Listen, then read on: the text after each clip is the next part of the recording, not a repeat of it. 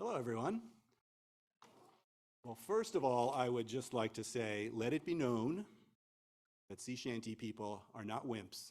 They are hardcore.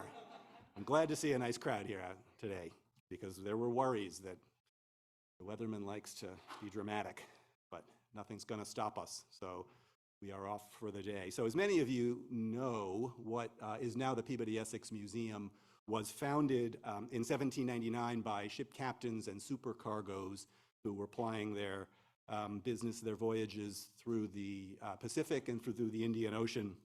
And as they were building their nautical knowledge and bringing back artificial and natural curiosities that became the core of the museum collection here, they also sort of brought their experiences, and including their experiences with music, back to Salem and back to New England. And so no doubt Salem and New England were filled with many different forms of music in the late 18th and early 19th century, but the distinctiveness of sailor life, and the things that sailors were exposed to on these voyages helped to distinguish sea music from other forms that circulated in New England at the time. So some songs and even a real shanty or two actually mention Salem. Which of course we're all very proud about that. And some of these things have been compiled and collected, but it's become part of the lore. This is this maritime town, which is so nice to think about in retrospect. And one of the earliest sources that we have in the library, which came in sometime in the 19th century that references sea music, is a journal. I think I may, yes, there's our intro slide. Called The Faithful Sailor, and it was a compilation of songs that were written down in what was otherwise a pretty standard sea journal, which looks as if it might have been prepared by a sailor before heading off in order to have lyrics and have music with him on the voyage. Just a speculation. It's called The Faithful Sailor, and the top couple of lines are, the topsails shiver in the wind, the ship she casts to sea.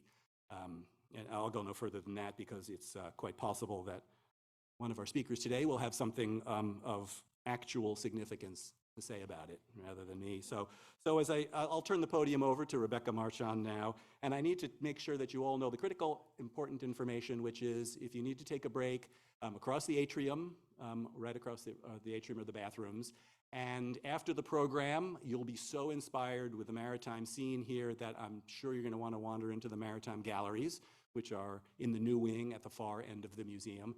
So we'll have a nice nautical afternoon, and I hope you all enjoy the day. Rebecca.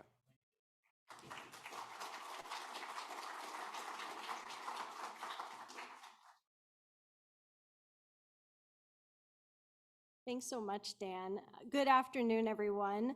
My name is Rebecca Marchand, and I am a musicologist and the communications administrator for the New England chapter of the American Musicological Society. And I'm just going to give some brief remarks today. I'm speaking on behalf of the president of the chapter, Evan McCarthy, who unfortunately could not be here today due to illness. The American Musicological Society, or AMS, was founded in 1934, and it exists to promote the study and teaching of music through conferences, publications, fellowships, as well as other programming and events such as this one. The New England chapter of the AMS holds regular meetings, about 3 a year, of scholarly presentations for its membership. From the Maritime provinces through Eastern Quebec down to Connecticut. So our chapter covers quite a lot of ground, and Rhode Island. The chapter has worked with the PEM to really bring forth this amazing event we're going to have today. And I want to acknowledge, I'll take some privilege here since Evan is not here, to acknowledge his efforts in organizing this event, as well as those of Samrick Torres, who is the Secretary Treasurer of the chapter. Today's program is a part of really rich events taking place across the country this year as part of the Many Musics of America project of the American Musicological Society, and this is partially funded by the National Writing Project and supported by a lot of volunteers from all the chapters of the AMS. The Many Musics of America project was established to, quote, spotlight the richness and diversity of America's musical traditions as the country approaches its 250th anniversary. The AMS's executive director, Siobhan Walker, the AMS's vice president, Danielle Foster-Lucier, and AMS national staff, Katie Vandermeer, Haley Garrick, and Grant Woods were tremendously helpful in keeping us on schedule and securing our funding. We must also offer very, very special thanks to Dan Finnemore and George Schwartz and their other colleagues here at the Peabody Essex for kindly agreeing to co-sponsor and host today's event here at the Morse Auditorium. Without them and their generous support, we would not be gathering here in this most fitting and welcoming space to celebrate the sea shanty and its storied history. The COVID-19 pandemic brought us the TikTok craze for sea shanties, and some of you might have first heard a sea shanty through social media during the last 3 years. Today's exploration of the myths and misconceptions of the musical tradition allows us to engage more deeply with this long and rich repertory that's at once grounded in local places, labor, and the natural environment. And it's also one that's been transmitted regionally, as Dan said, in oral and written forms, often by important figures whose names have been erased. Learning about the sea shanty offers an opportunity to highlight musical practices of Americans, including New Englanders, but not limited to New Englanders, which were influenced by and intersecting with other musical traditions along and across the Atlantic, including those of African American and Afro-Caribbean communities. We hope that today's event on the sea shanty will be a wonderful and effective way to inform, interrogate, and celebrate this important part of America's musical and maritime history. Today's event is going to include some presentations and singing, as well as opportunities to ask questions. We have 2 speakers today, whom I'll introduce briefly before handing off the mic.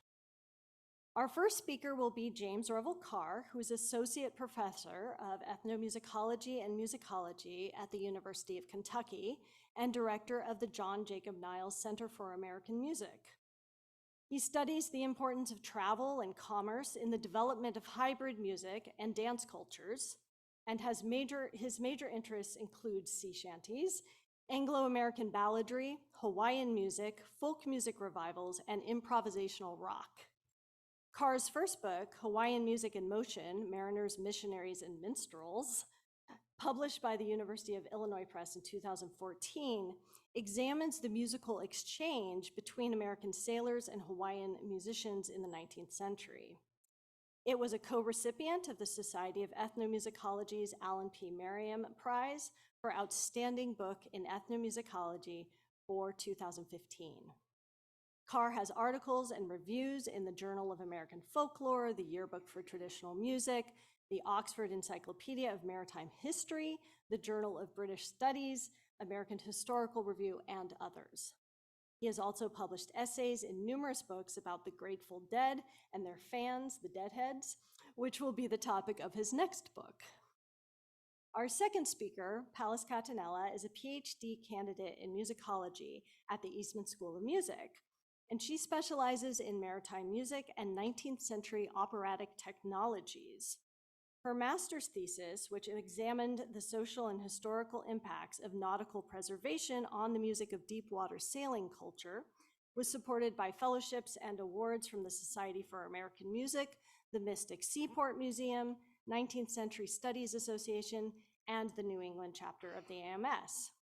Her dissertation is more technologically focused and explores the intersection of opera-going and 19th century experiences of Pepper's Ghost, opera glasses, ornithology, the aquarium, and olfactory experiences at the opera.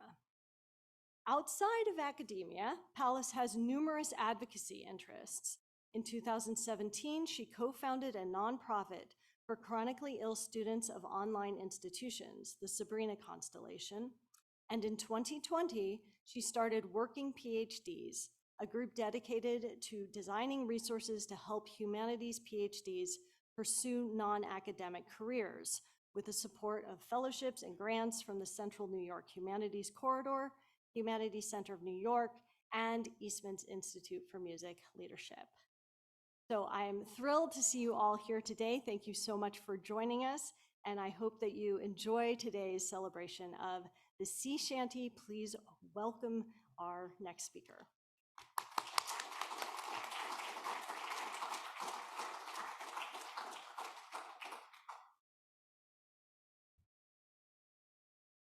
Hello, everybody. I'm Revel Carr, and I'm really very happy to be here. Thanks to Rebecca and everyone from AMS, and thanks to Dan and George from PEM. I am really thrilled to be here. I did some of my dissertation research in the Phillips Library here at Peabody Essex Museum back, and one of the highlights, well, two highlights. One was that I was here during Halloween, and that was really something to see. And also, I happened to be here the week that the Red Sox won the World Series, and it was, I will never forget, the streets of Salem were incredible that day. So it's wonderful to be back here in Salem. And I'm going to be talking, I'm going to be talking about sea shanty myths and misconceptions. Now, I don't want to step on anybody's toes or anyone's fantasies about what sea shanties are or where they come from, but I do think there are a lot of misconceptions about what sea shanties are, where they come from, who sang them, and you know, and honestly, TikTok didn't help matters with that.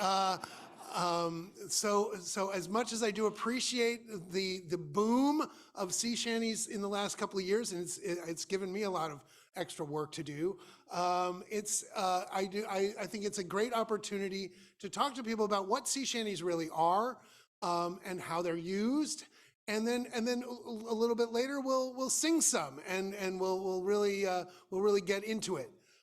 So I want to start by just telling you what are the 5 myths I'm going to talk about today, and there are others as well, but maybe we'll address some of the others later in the Q&A session.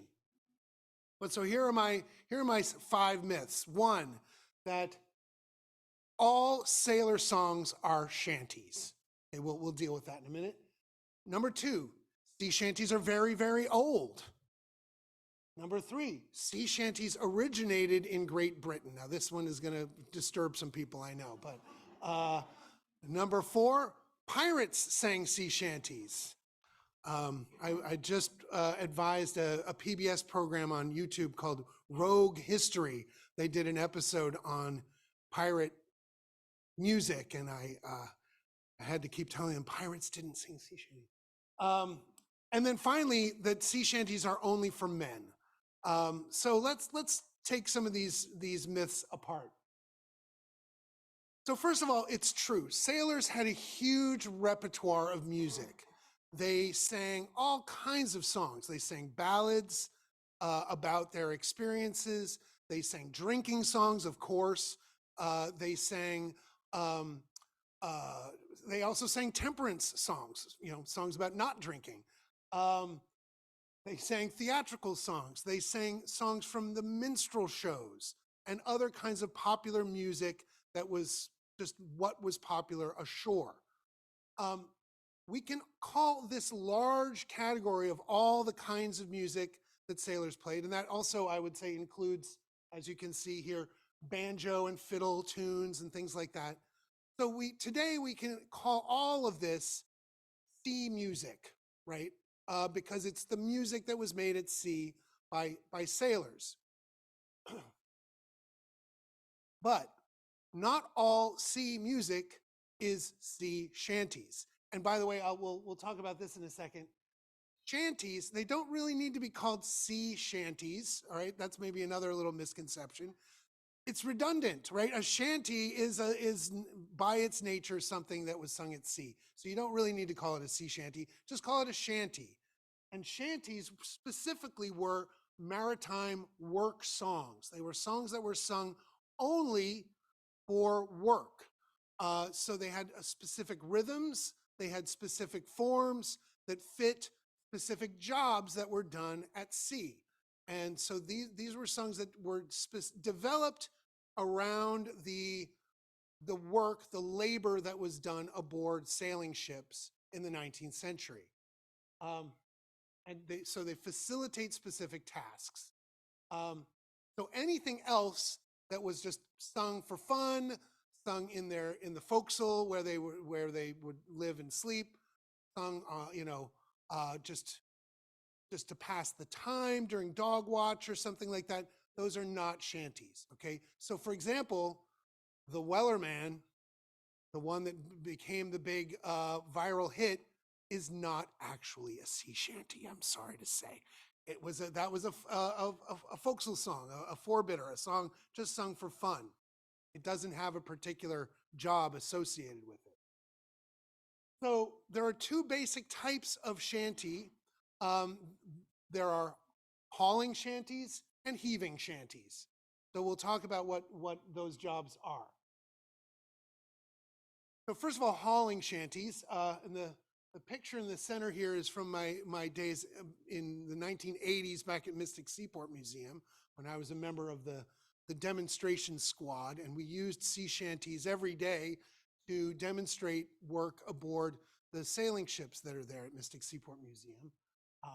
I'm the one second in line there with the ponytail. So hauling shanties are the most common form of shanty. They were used for jobs that required brief bursts of periodic effort. Okay, so a song that would be like, oh, they call me Hangin' Johnny. And then the chorus, the response goes, oh, away, boys, away. I says I hang for money. So hang, boys, hang. Right? So you'd have a call by a shanty man who would typically be at the front of the line, the halyard. He would be hauling down on the line or just putting his weight on the line. And then the rest of the crew would be what was called tailing the line. They would sing the response, and on those two emphasized words in the response is when they would pull. And so this is how these songs were designed to facilitate the raising of sails. There were also other types of hauling shanties. Short haul shanties would just have one pull on the response. So an example of that would be haul on the bowling, haul. Right, so you just have one haul on the end of that line. And then another kind of in the category of hauling shanties, because it would require just a quick burst of effort, is what was called bunting shanties. And these were sung up aloft in the rigging of the ship. You can see here, here's some crew members furling. That's a foresail, I believe. Or maybe, no, I guess that's a mainsail. They were bundling you see how in this picture up here, you see the crew. This is the crew at Mystic Seaport on the Joseph Conrad, leaning over, bellying over the yard with your feet on a rope called the foot rope underneath. And you would literally can you all hear me with this? So when you're furling a sail, you've got your foot on a rope, you're leaning over the yard, you've got your belly on the yard, as you can see in the picture, and then you're pulling the sail up and you kind of tuck it under your belly, hold it there with your belly, while you grab some more sail, pull it up, and this is very hard to do, and the sail's sometimes wet and very cold, imagine if it was like icy, like the weather we're experiencing right now, your hands would get all raw. And so you bundle up the sail and you roll it up into like a giant burrito.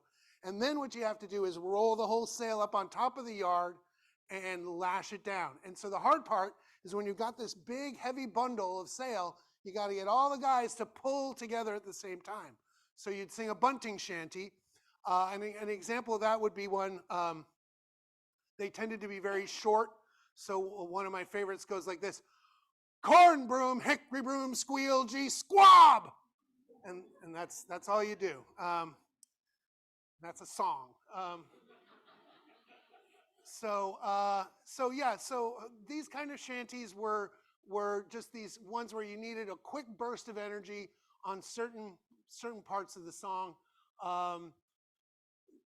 By comparison, heaving shanties were done for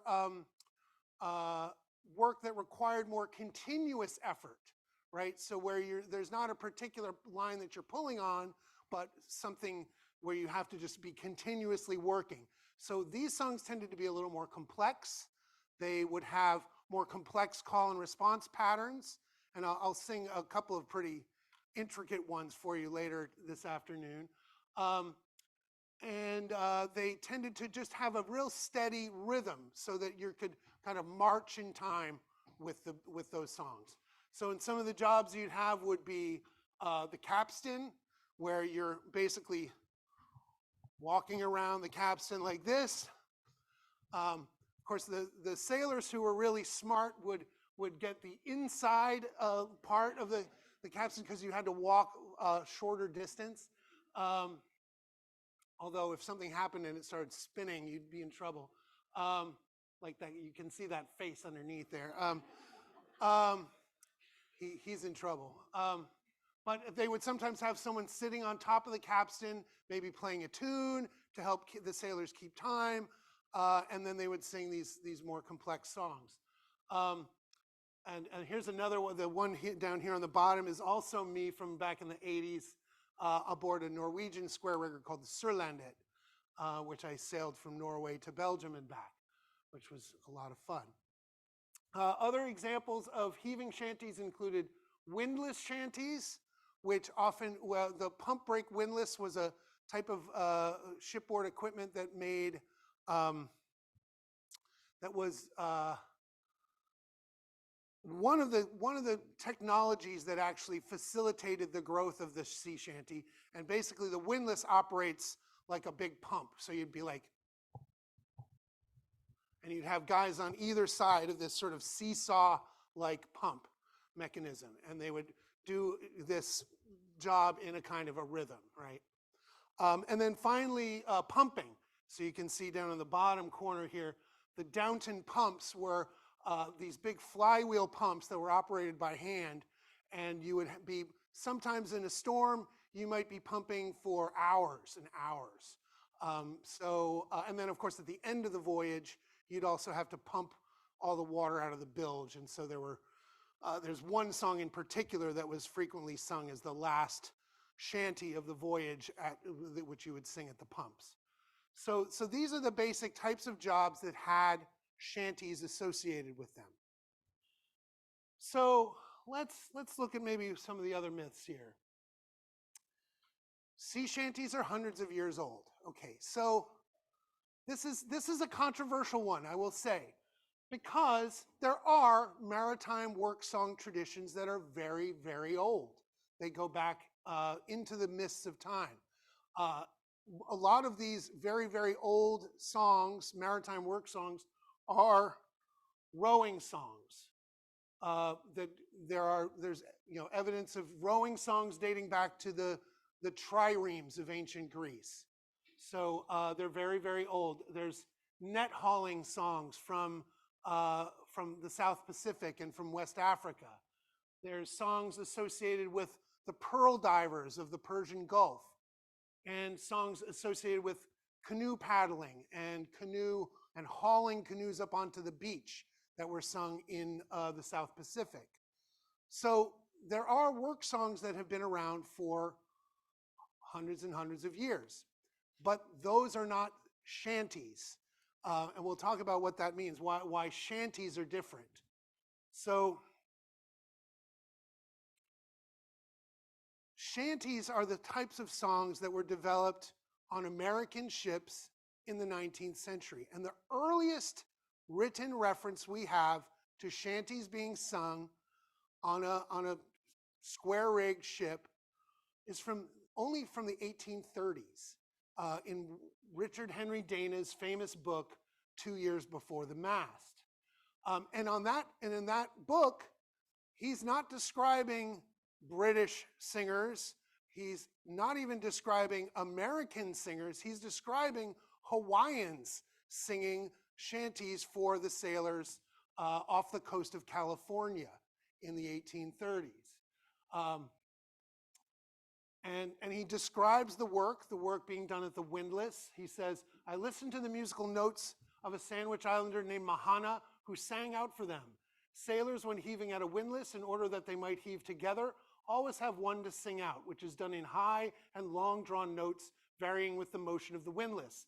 This requires a clear voice, strong lungs, and much practice to be done well. This fellow had a very peculiar, wild sort of note, breaking occasionally into a falsetto. Later sea shanty historians like Stan Hugel continued to incorporate that falsetto kind of yodel into their singing as well. So that is something that existed and may have been introduced into the tradition by Native Hawaiians. The word shanty itself doesn't appear in print until the 1850s in a book called The Merchant Vessel, and it was more frequently used to describe the guy singing the shanties as the shanty man. And the songs themselves weren't really referred to as shanties until the 1860s. So the shanty, sea shanty, you might say, are songs that really developed aboard a specific type of merchant ship, packet ships and other kinds of cargo ships in the United States in the early 19th century. And they don't really date much before that. As far as there's any evidence, we don't really have any evidence of these songs. Now, there may have been earlier songs, and this is a caveat, there may have been earlier songs that we don't know anymore, that have been forgotten in the mists of time. But again, we have no evidence. There's nothing written in any books about ships. There were lots of books about ships and about voyages that just don't describe any kind of music being used while the sailors were at work. Some of the songs mentioned by Dana are also a little bit obscure today, although at least one of them, Nancy O, there's an example of it from that was collected in Trinidad. But Cheerily Man is one that sometimes still is sung today in the revival. But other songs like Heave to the Girls and Jack Crosstree, we just don't even know what those songs are anymore. Although I'd love to know what Jack Crosstree sounds like. But in any case, Dana also gives us a very famous quote about sea shanties, which is quoted by many, many people, which is, a song is as good as 10 men, right? So the idea is that if you've got people singing, one man can do the work of 10 men. It just makes the work that much easier when there's a song.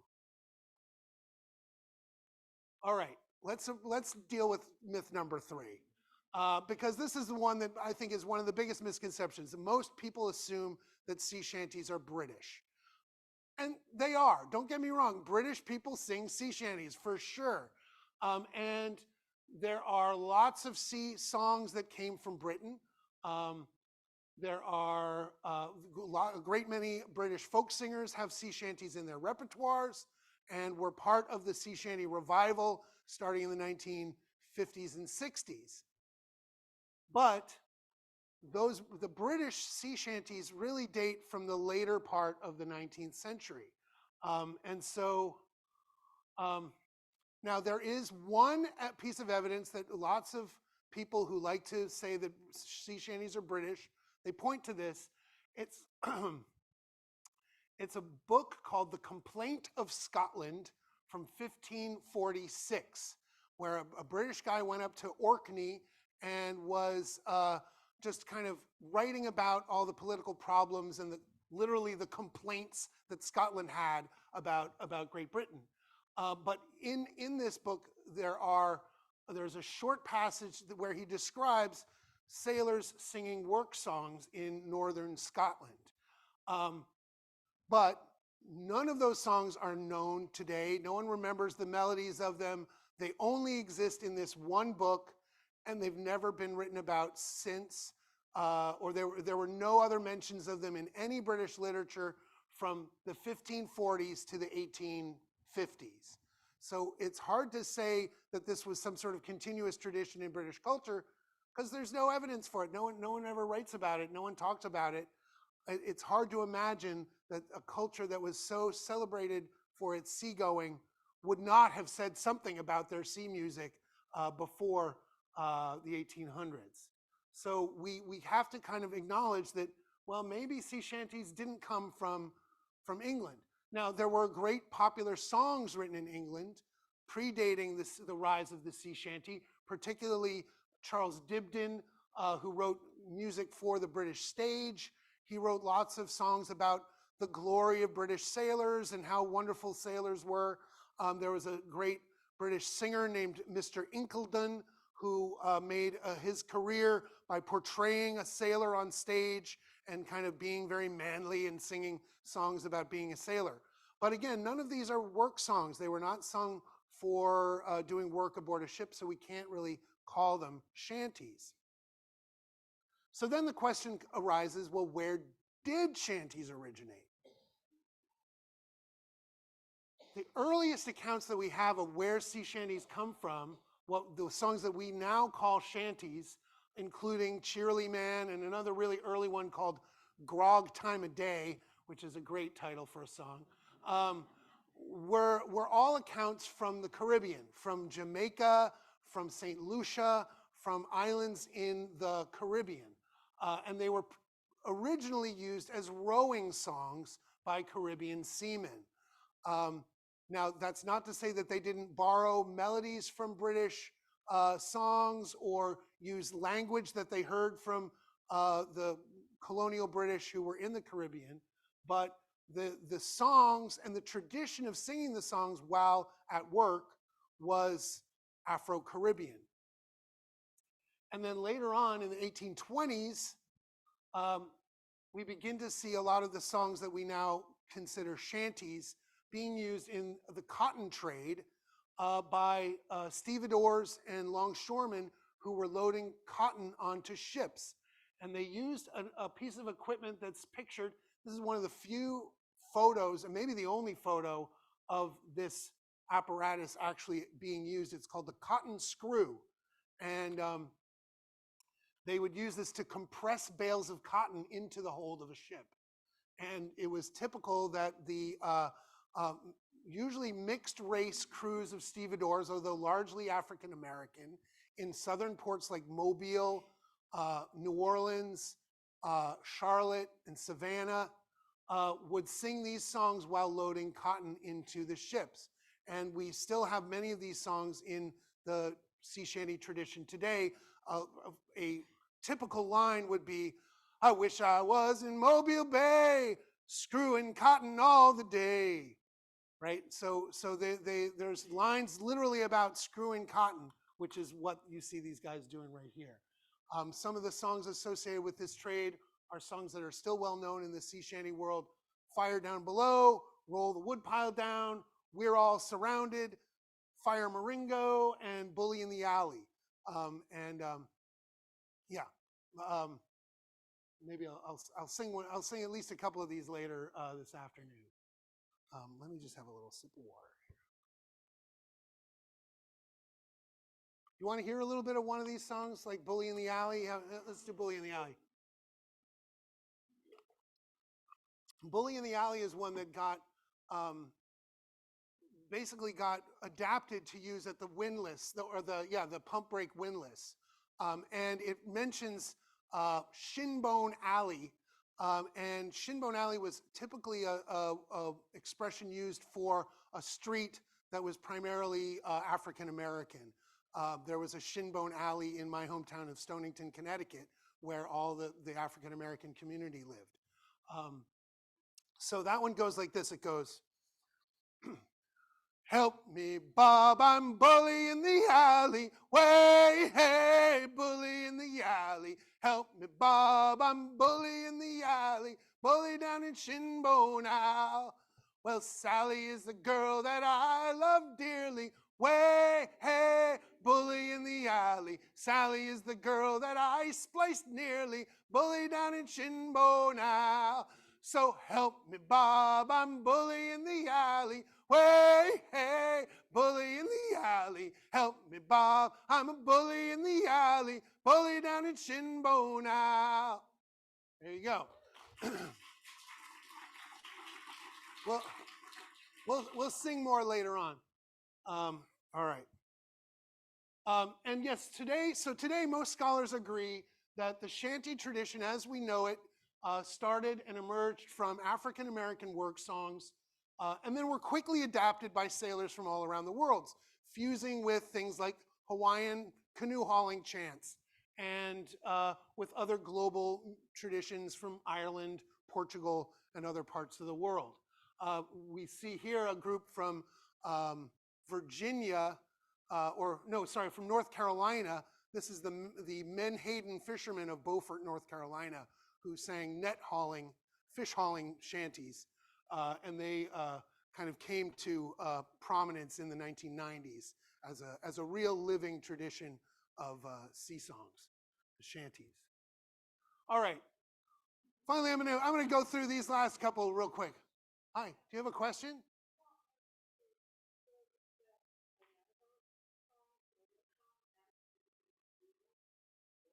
Yeah, I believe so. Yes, I do believe so. Which was made popular by Harry Belafonte and Harry Belafonte actually made a bit of a study of Caribbean work songs, and Deo, the Banana Boat song, was one of them, and was probably used in loading bananas onto a boat. Yeah, literally what it's about. Yes. So yeah, good. Thank you. Good question. So the whole pirate thing. Let's talk about this. So we have Disney to thank for this idea that pirates sang sea shanties, and genres like pirate rock, which I didn't really know was a thing until fairly recently. Um, and they tend to be very popular among people who go to Renaissance fairs and do cosplay, and that's great. Like, sing all the shanties you want. I have no problem with that. I love seeing people dressed up as pirates singing sea shanties. However, pirates did not sing sea shanties. And I will also mention another way that this legend has become into social consciousness is Disney put out an album of sea shanties associated with Pirates of the Caribbean. Actually, there it ends up being two collections of sea shanties under the title Rogues Gallery, with people like Johnny Depp singing sea shanties, and Lou Reed sings one, and they're kind of crazy, but it kind of gave everyone the idea, oh, these are pirate songs. And then, of course, the video game Assassin's Creed 4, Black Flag, was a video game about pirates, where part of the game was that you would, as you're traveling through the seascape of this video world, this virtual reality world, you would collect sea shanties from different places as sort of a prize or something to get points from. And so again, sea shanties kind of became associated with pirates that way. In reality, the golden age of piracy ended at least a century before sea shanties were being sung. And there's no evidence, no written accounts, nothing in any historical sources that say, oh yeah, pirates used sea shanties when they were at sea. Now, I'm not saying pirates didn't sing songs. They did make music. They had musical instruments aboard their ships, but there's no evidence that they ever actually used shanties at work. And I will make a caveat about this. The history of piracy goes back millennia. And so for all I know, there were some pirates back in, 300 AD, somewhere, off the coast of Malaysia, who were singing shanties. We just don't know about them. We have no way of knowing what those songs were, what they sounded like, or anything. So they were definitely not singing "Blow the Man Down" and "What Do You Do with a Drunken Sailor." That is clear. So in any case, let's just put that one aside for now. Finally, and I want to use this to kind of segue into our next speaker's comments. There's a myth that women have nothing to do with sea shanties, and I will admit it's a pretty kind of a guy's music, right? In fact, when I used to run the sea shanty sing along in San Francisco back in the '90s. Stu is here, was one of our regulars back then. There were some women who were good friends of mine who came to hear the shanty sing along, and they're like, "That's the most sexist music I've ever heard in my life." And I was like, "Yeah, I'm sorry, you're right." And it's a very masculine genre. There's a lot of songs about men contracting venereal disease from prostitutes and things like that. We won't get into that so much today because it's a family program. But there's it's kind of music that was I think understandably geared towards men. And most of the shanty singers who have made shanty singing popular are men. And I would even venture to say one of the reasons that Nathan Evans, his Wellerman song became so popular is when this guy added his voice to the song. I don't know if you've heard the Wellerman, but this guy came on with this super low voice and added his voice on top of Nathan Evans' voice.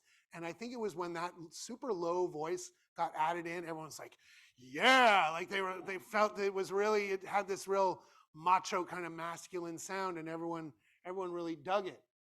So I've even heard shanty singers in the 21st century say things like, oh, women who sing sea shanties, they just don't, they have no business singing sea shanties. But let me tell you, first of all, 3 of the most important early books on sea shanties, which Palace is going to talk about in more depth in a moment, were written and collected by women. Laura Alexandrine Smith's Music of the Waters, published in 1888. Joanna Colcord's really major work, Roll and Go, Songs of American Sailormen, in 1924, and Cicely Fox Smith's A Book of Sea Shanties. The sea shanty collectors, the sea shanty scene as we know it today would not exist if it weren't for these women who preserved and published these songs. So that's one thing. And then secondly, there's a lot of really awesome women who sing sea shanties and do it really well. And I think the sea shanty scene would be much poorer without these women's voices. And they have been able to take some of the somewhat more sexist and misogynist material in these songs and really turn it into something very interesting and kind of provide a critical perspective on some of these songs. And I'll just point out on this slide, the women in this slide have all been really important mentors and influences on me personally as a singer and a scholar.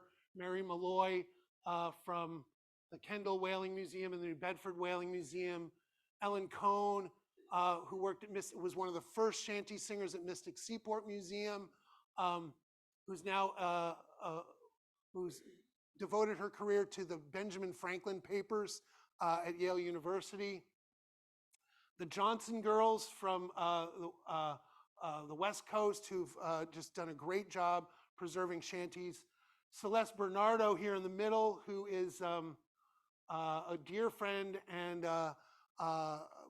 was the superintendent at Lowell National Historical Park and has done amazing work at places like the Boston Naval Shipyard, the New Bedford Whaling National Historical Park as well.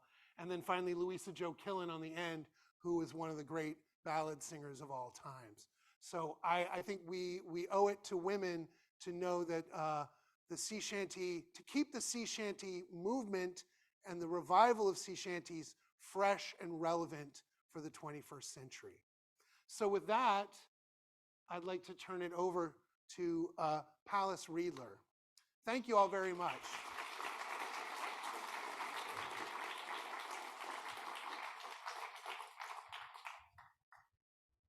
Oh, thank you. Is this working? Can you hear me? Okay, wonderful. Thank you so much, Revel. That was really exciting. And let's see.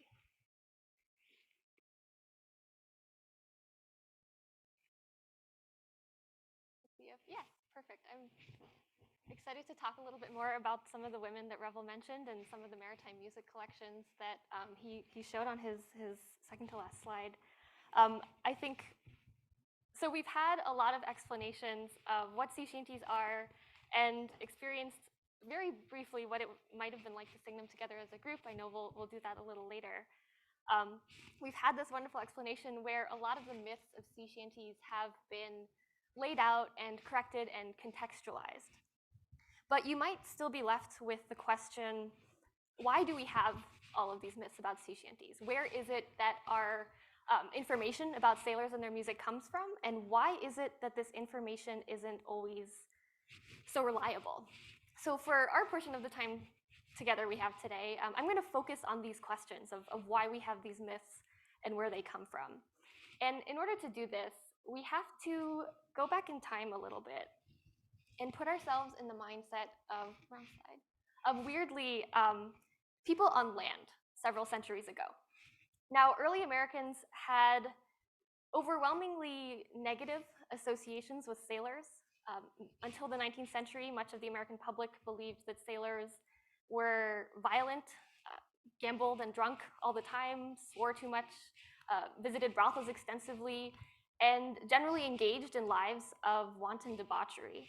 We have maybe a little bit of evidence of this early negative association, even in some of the songs that sailors themselves used to sing. What Do You Do with a Drunken Sailor, like Revel mentioned, is talking about a drunk man and all of the ways, some of them scandalous, like putting him in bed with the captain's daughter, that he could be sobered up. Now, this negative early association with sailors was very related to their horrible working conditions. Sailors were often taken advantage of almost at every turn.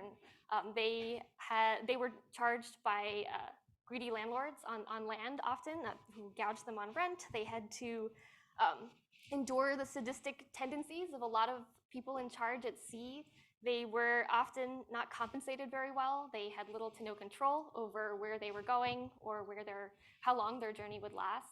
So sometimes sailors did turn to things like alcohol to alleviate some of these conditions, to mentally escape at least for some period of time, not unlike the way that they turned to music to mentally escape during moments of manual labor.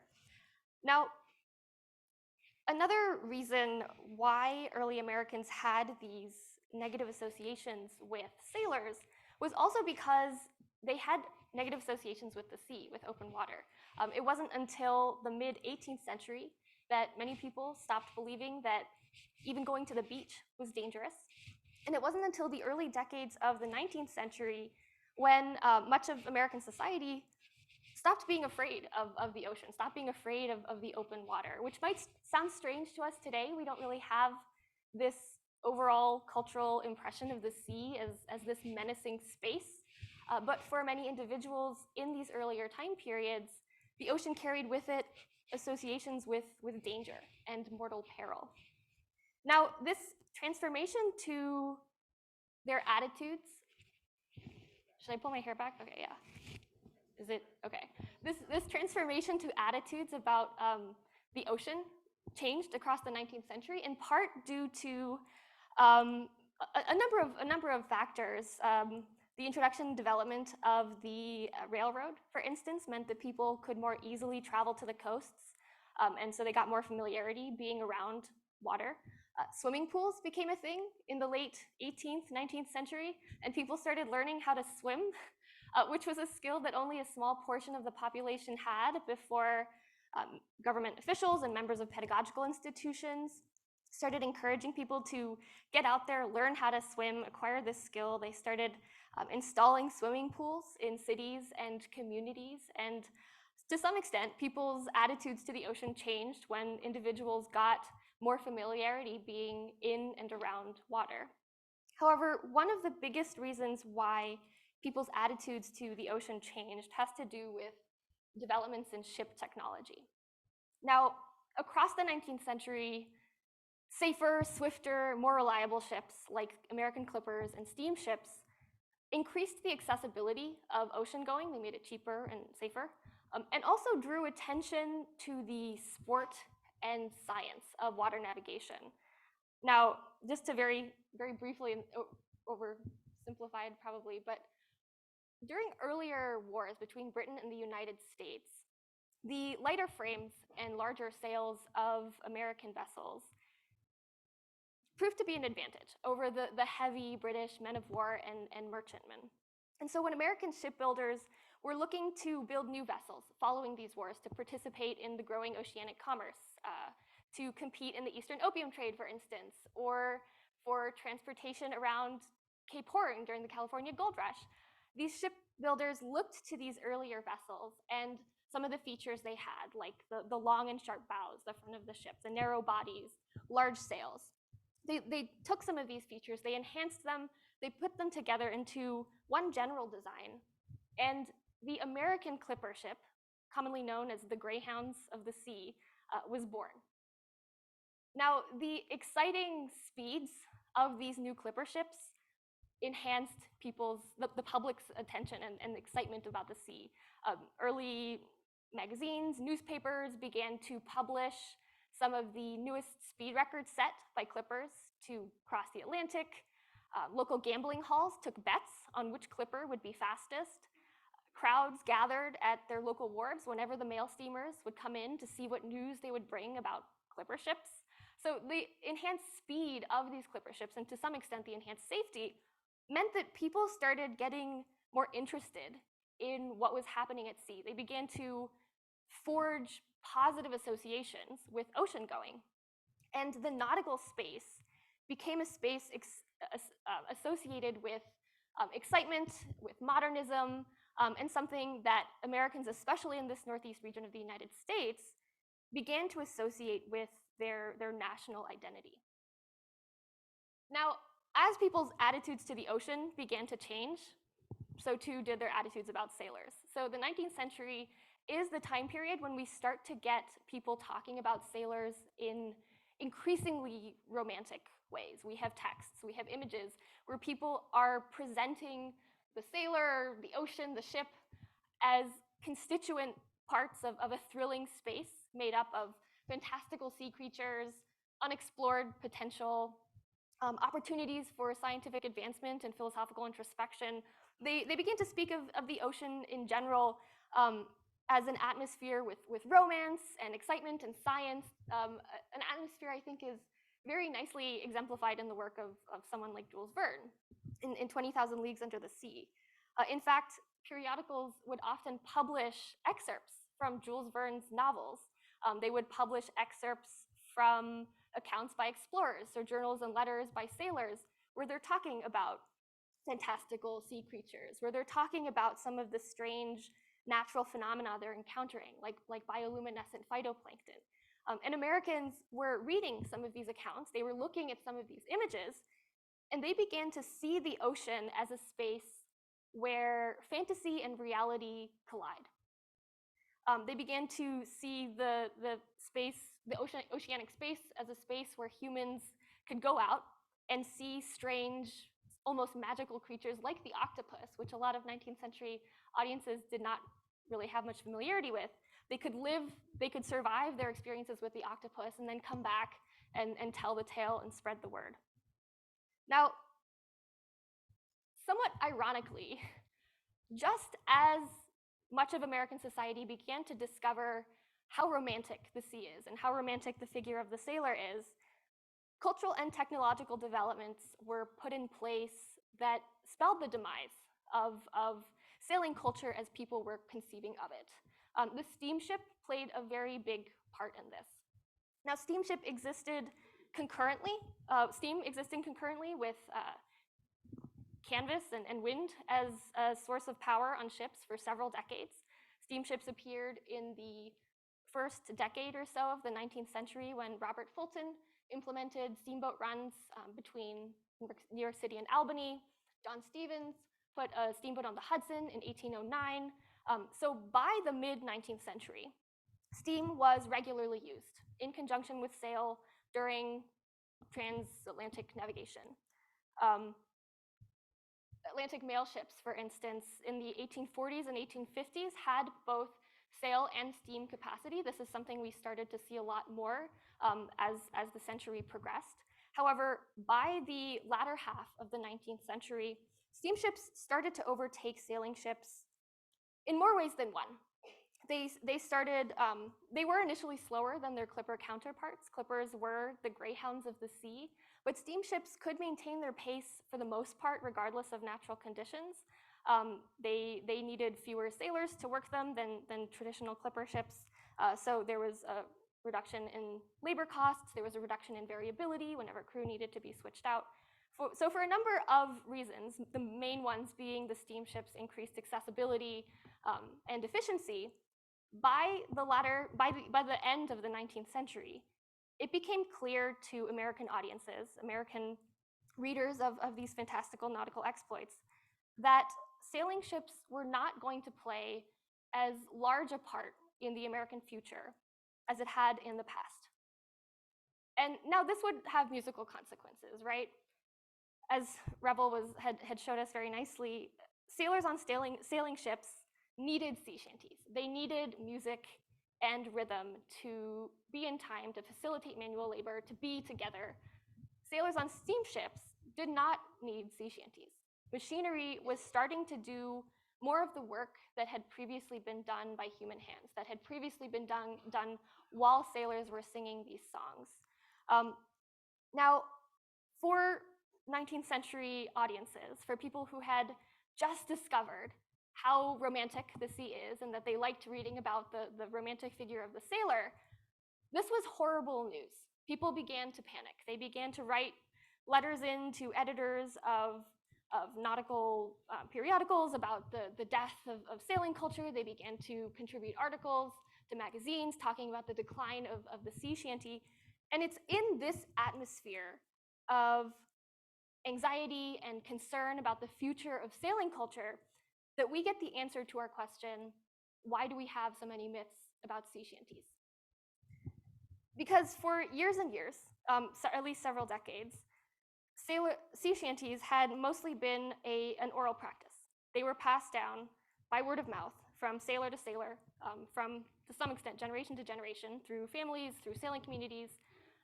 We don't really have sea shanties written down very much in these earlier periods, and when we do, we don't often have the melody, so we don't always know what they sounded like.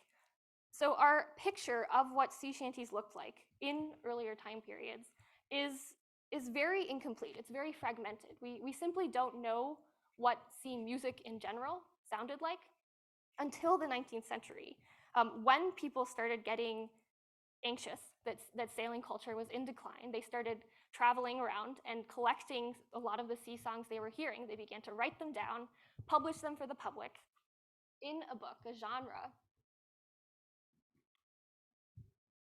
Uh-oh. Called the Maritime Music Collection. And so Maritime Music Collections are basically books where the collector has put together a number of sea songs and sea shanties alongside information about sailing culture and information about how shanties and sea music were used in sailing life. Now, for the rest of our time together, I'm going to focus on this Maritime Music Collection genre.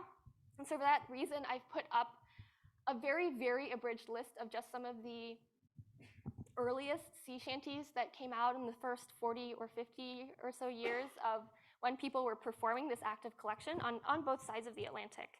And for the rest of our time together, I'd like to focus on two of these collections, just so we can get a more hands-on, in-depth examination of what's in these collections and how exactly they're interacting with and creating some of the myths that Revel has been talking about. Now, the first collection I'd like to talk about is Laura Alexandrine Smith's Music of the Waters, which was published in 1888 in Britain, and is often cited as the first full ethnographic treatment of sea songs. Now, what this means is, so earlier collections mostly focused on small local geographic areas, or they featured a lot of newly composed music, so music that wasn't necessarily taken or used by the sailing community.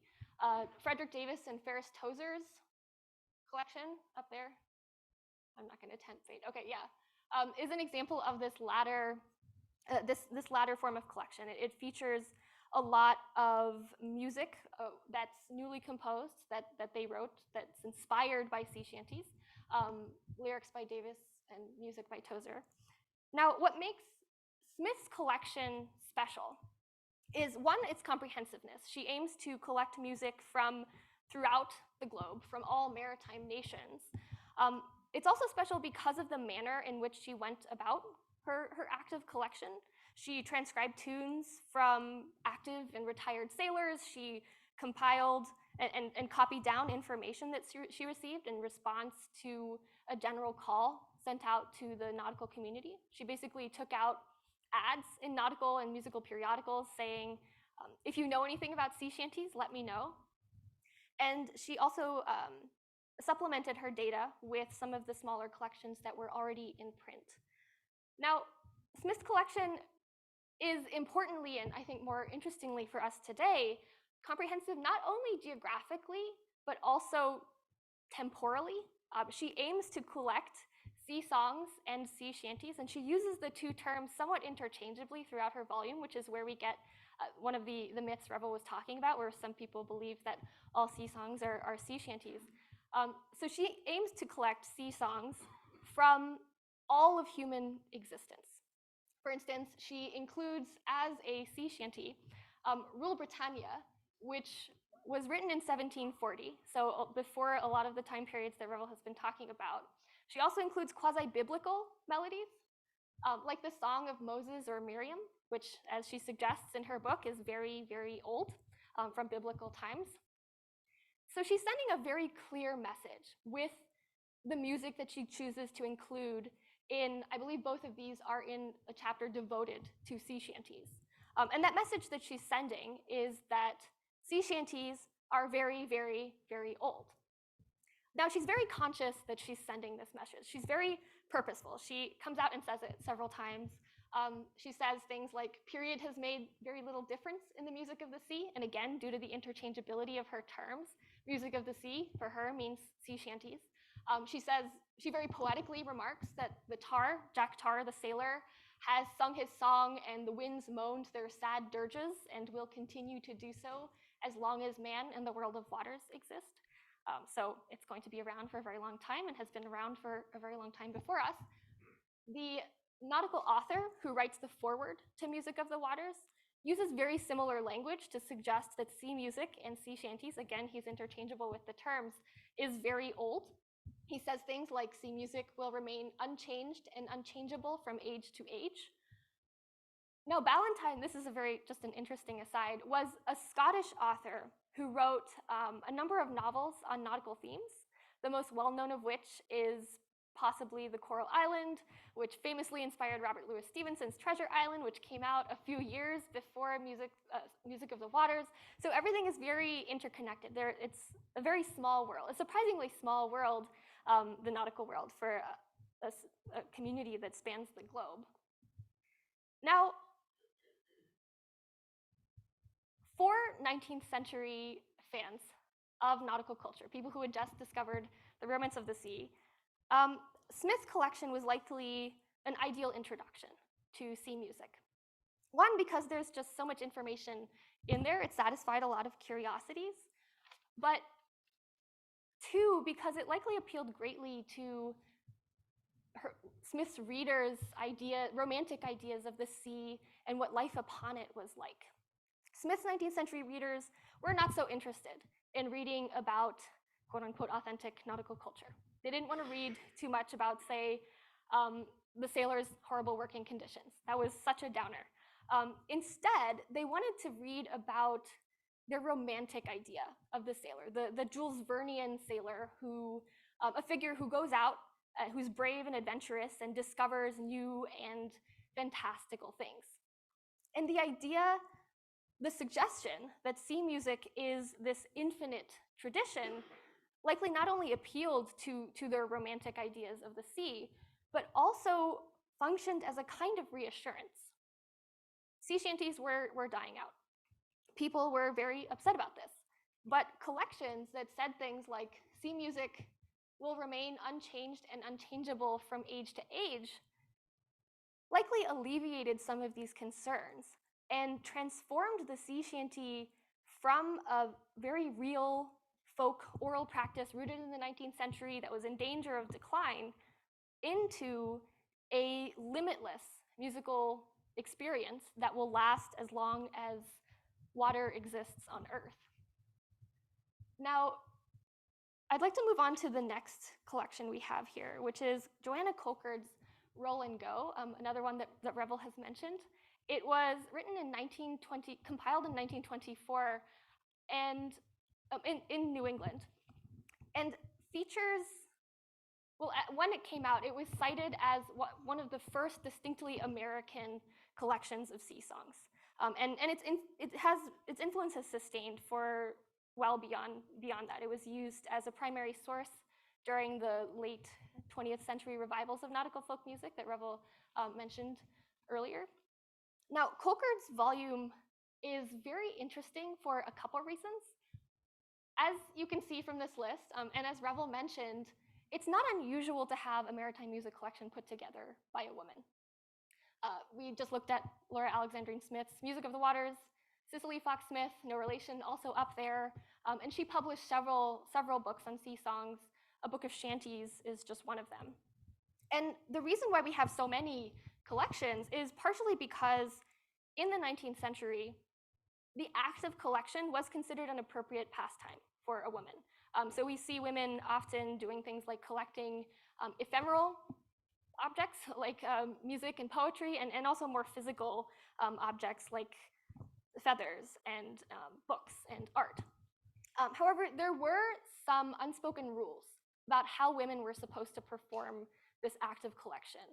Women were not really encouraged to actively practice some of the traditions they were collecting, especially if the tradition was as masculinized as the sea shanty. So for this reason, when we see women maritime music collectors, we often see them functioning as ethnographers. So they're doing a bulk of their work through interviewing, or a bulk of their work through correspondence.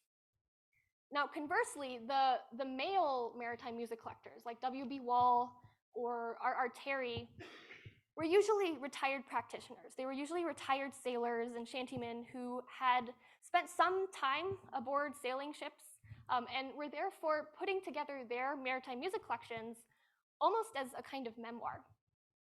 Now, Colcard is an interesting example because she puts these two demographics together of women and people who lived aboard sailing ships.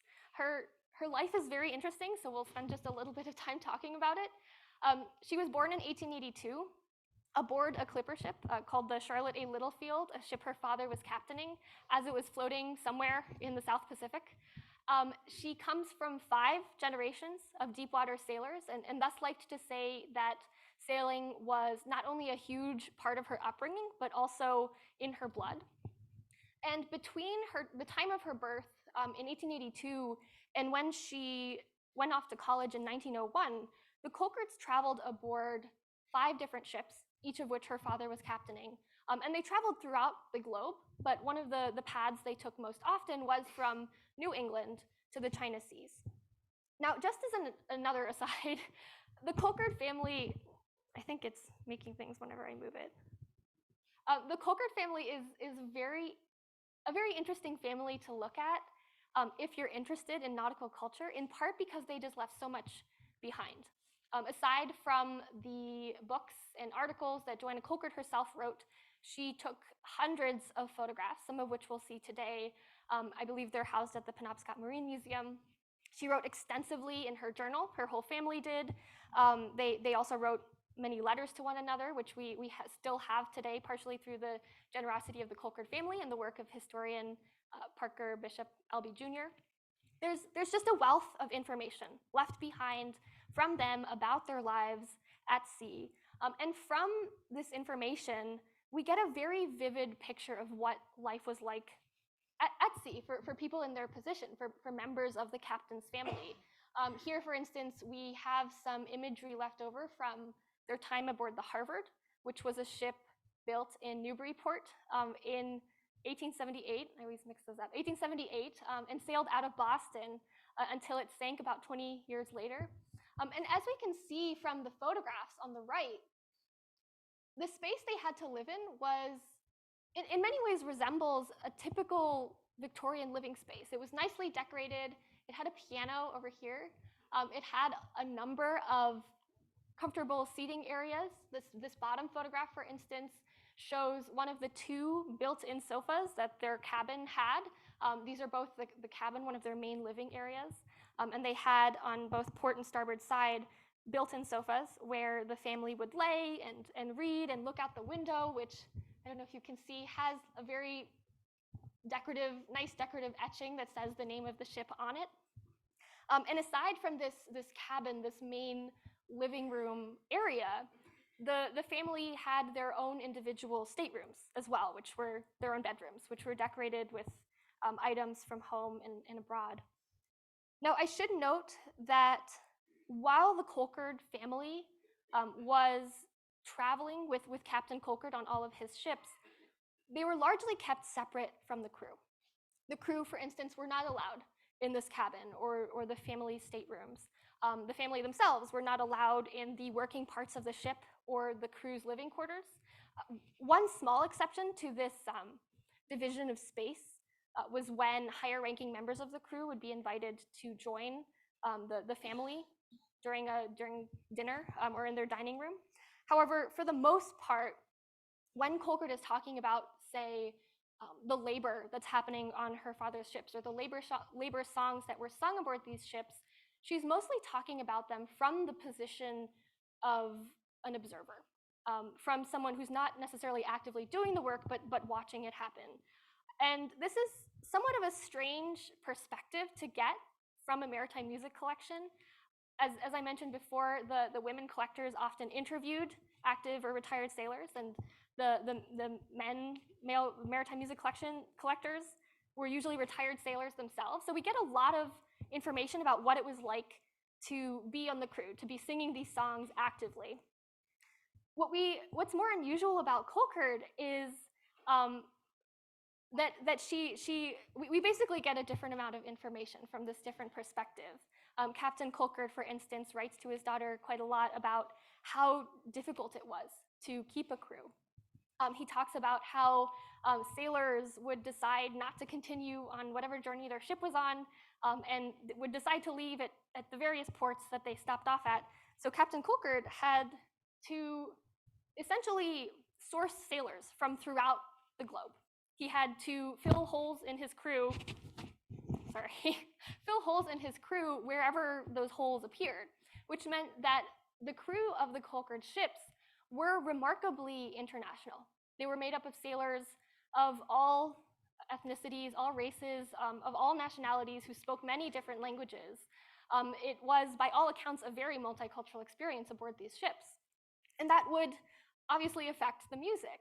Colcord, very interested in the music aboard the ships, would write about how, say, if her family had just sailed out of some port in the China Seas, the Asian sailors aboard would sing labor songs in their respective languages. She would write about how when they spent some time in Hong Kong, the ship would be anchored a little bit outside of port, and these little boats called sampans, would be employed to basically take the family to shore or take them to visit friends on other ships. And the crew aboard these sampans would, very similarly to a lot of the sailors we've been talking about and a lot of the other ships that Revel showed in his PowerPoint would sing as they were rowing. They would sing for similar reasons, to facilitate labor during water activities and to entertain themselves during a long, hard day's work. And this was not a unique experience in the China Seas. This was not a unique experience that only Colkert had. We have here, for instance, an example from Frederick Pease Harlow, who was another collector. He spent a lot of time around Indonesia, and we have here a really cool example where I think these are his markings from the collections at the Mystic Seaport Museum, where he's trying to figure out how to mark one of the many Indonesian Havanese shanties he's encountered on his journeys.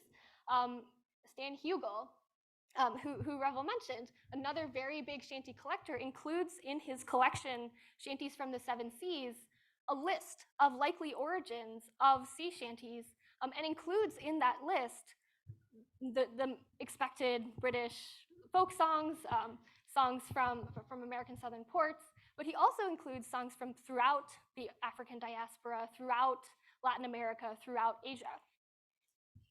So singing during water labor is a very international practice.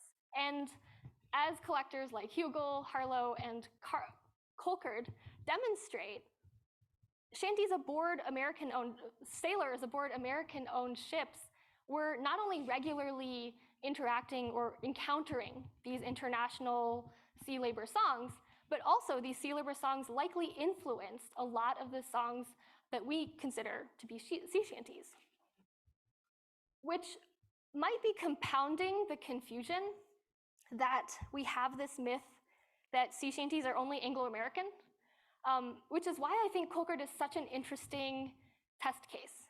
She compiled in her life's work, basically, in her journals and her photographs and her letters, a huge amount of evidence of how international life was aboard her father's ships, examples of American-owned ships, and how international this practice of singing during water labor truly is.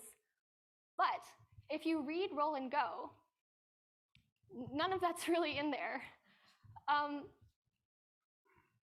When Colkert talks about the origins of the sea shanty, for instance, she talks about Britain, she talks about the United States. When she's presenting some of the individual songs, she mentions Black practitioners, she mentions ports, or ports in the American South, but these aren't really discussed much in areas of prominence like the introduction and conclusion.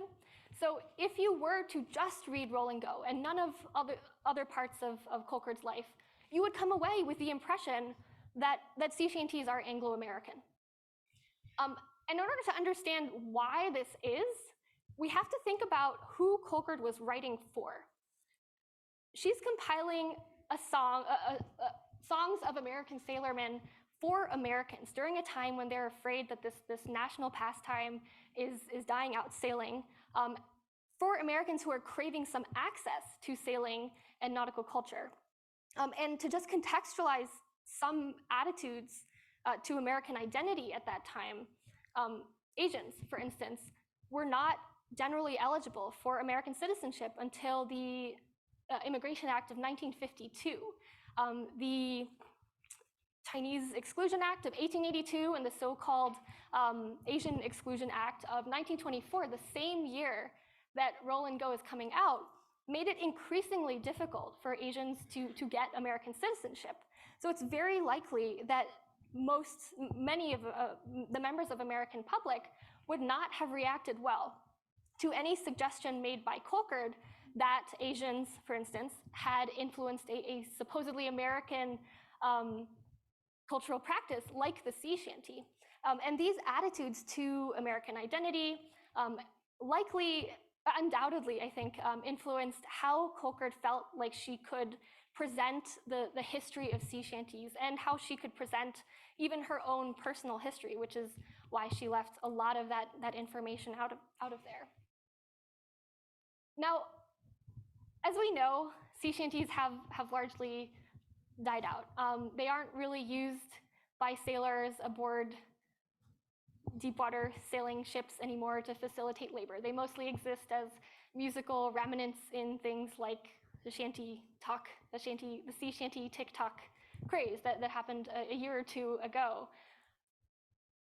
Now, this is great, or not, this is not great, but what am I trying to say? Yeah, so this means that these cultural objects that we've been talking about, these maritime music collections, are some of the primary sources of information that we have about sea shanties.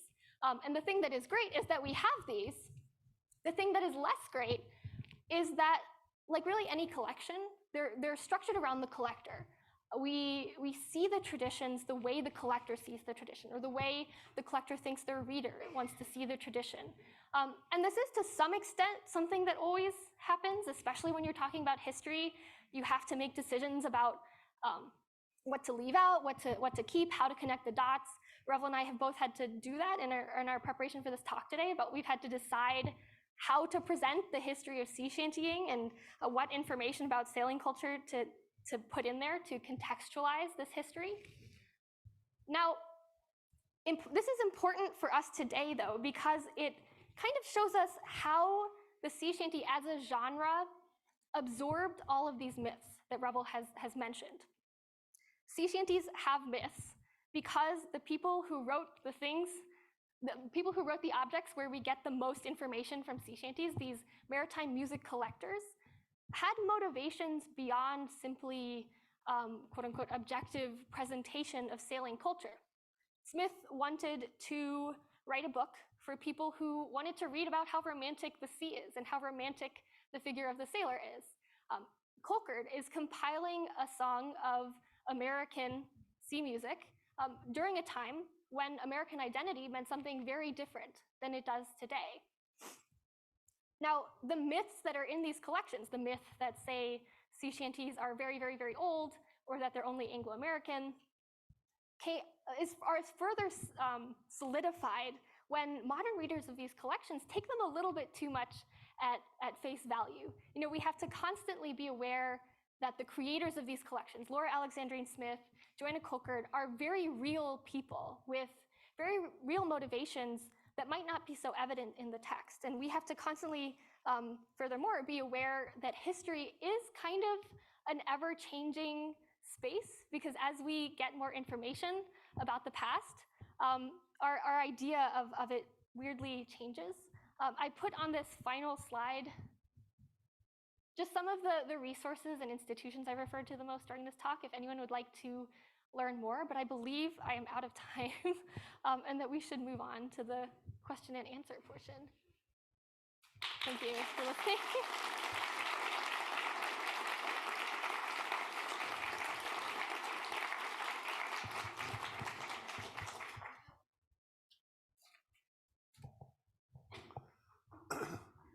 So yeah, I think now is the time when we're going to answer some questions. George has got a mic. If you have a question, here, I'll come sit over here next to Alice. Great job, Alice. That was awesome. Really I think good. it's making a lot of noise with the thing, but. Did captains or any officers ever join in this singing, or was it strictly the crew? That's a good question. Typically, no. The captains were sort of above all that. But I have read at least one story, you know, of a captain who had kind of come up through the ranks and had been a seaman, and then when he heard a particularly great shanty going on, he'd like rip off his coat and join in, you know, because he just couldn't resist it. But typically, no. The captains would stay up on the quarterdeck or stay, you know, in their sort of area of the ship and just kind of watch. Yeah.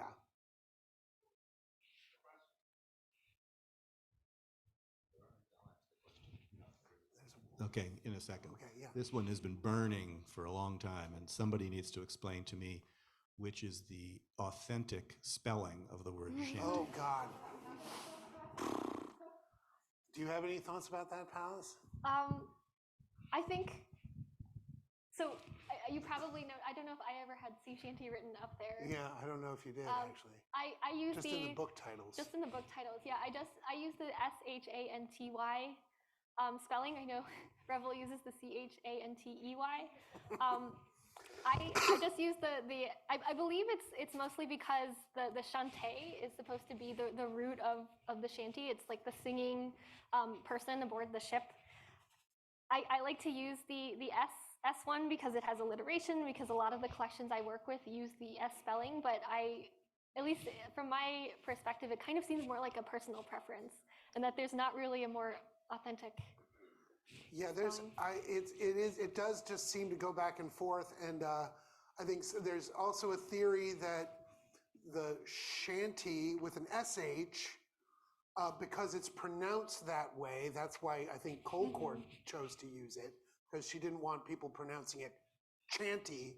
But also there's this idea that shanty man was someone who lived in an old, like a shanty town on the, by the water, and was associated with this kind of very poor sea-based community. So there's that explanation of it, along with the chanté, the singer of the songs, being a chanter or a singer. So I tend to use the CH because it appears a little more often in American accounts of shantying, whereas the SH tends to be the more British preferred spelling. But either way, it's all good. It's all the same thing.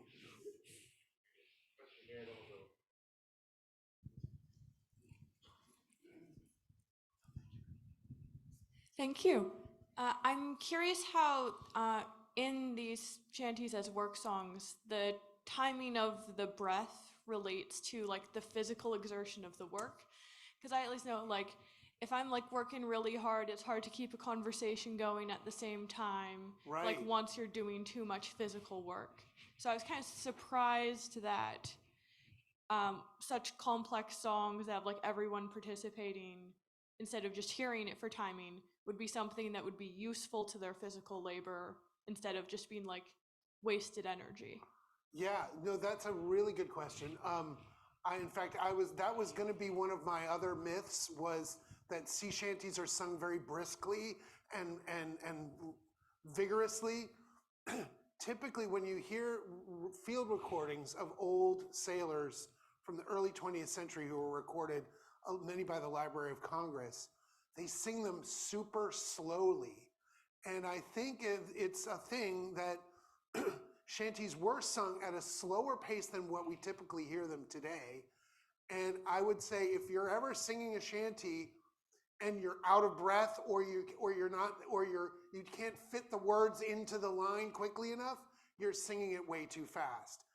So I think there was something about the pace being a little slower when they were actually doing it that made it less hard to catch your breath. Because I know when I'm leading a shanty on an actual ship, like you do lose your breath pretty quickly, and especially if you try to sing both the call and the response at the same time.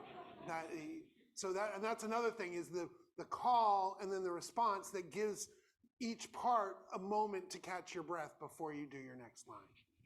Do you have thoughts about that at all? Or? I guess also there are accounts where shantymen were exempt from the manual labor. So if Right. you're doing a lot of singing, sometimes you wouldn't have to actually do the. That's right. Yeah.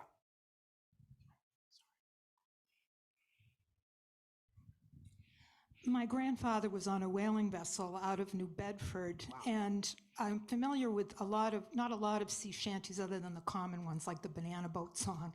Can you share with us some that might have been sung on a whaling vessel and what some of the jobs might have been?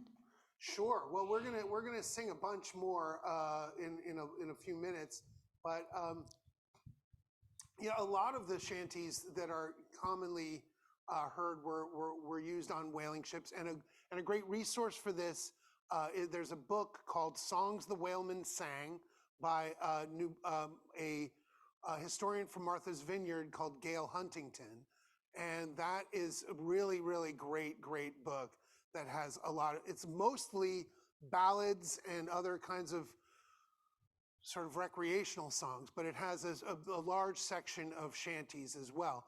So one that I was going to sing later, but I can sing some of it now. Just a classic one like Whiskey Johnny right? Which would go something like this.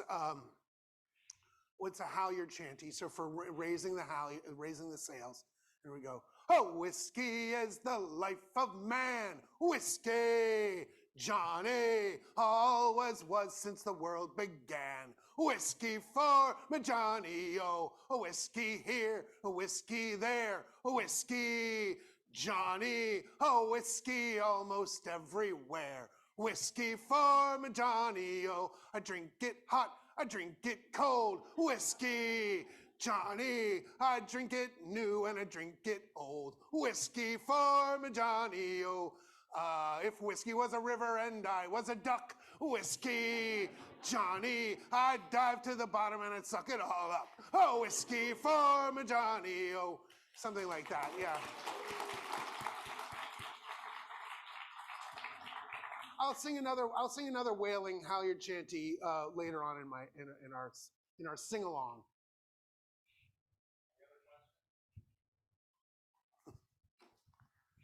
This guy looks like a real shanty singer. You got the beard for it. Well, I did spend 6 years in the Navy, so but There you that go. actually ties All into right. my question was were shanties ever popular on warships? That's a very good question. I think Palace might have some thing to say about that as well, but typically no. Most naval ships did not allow the singing of shanties for whatever reason. Maybe they were deemed too obscene or off color. But there was a tradition going back to the late 18th century of like a fiddler or a fifer or a drummer doing sort of drum cadences, or a fiddler playing, in fact, there's something written by the Surgeon General of the United States, I think, or a doctor named Edward Cutbush, published in the early 1800s, that was recommending for all naval vessels to have a fiddler on board who could play fiddle tunes so that the crew could do work to a rhythm, but also so that they could dance for exercise, like for calisthenics. And he specifically recommended African American fiddlers because they knew all the best tunes. So that was the deal. But I don't know. I don't think really shanties were sung too much. And I guess, yeah, related to the last thing you said, I've read some theories about that. Part of the reason why they weren't allowed on these military vessels is because the shantyman would often be chosen based on his voice, and that wouldn't necessarily align with the hierarchies of the ship. So some people in charge might find it slightly dangerous that the person in charge of the rhythm of the work was not someone that they had specifically chosen for other reasons. Yeah, that's a good point. Yeah.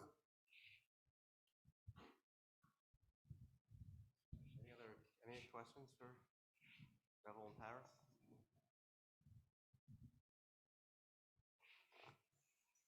Going once, going twice.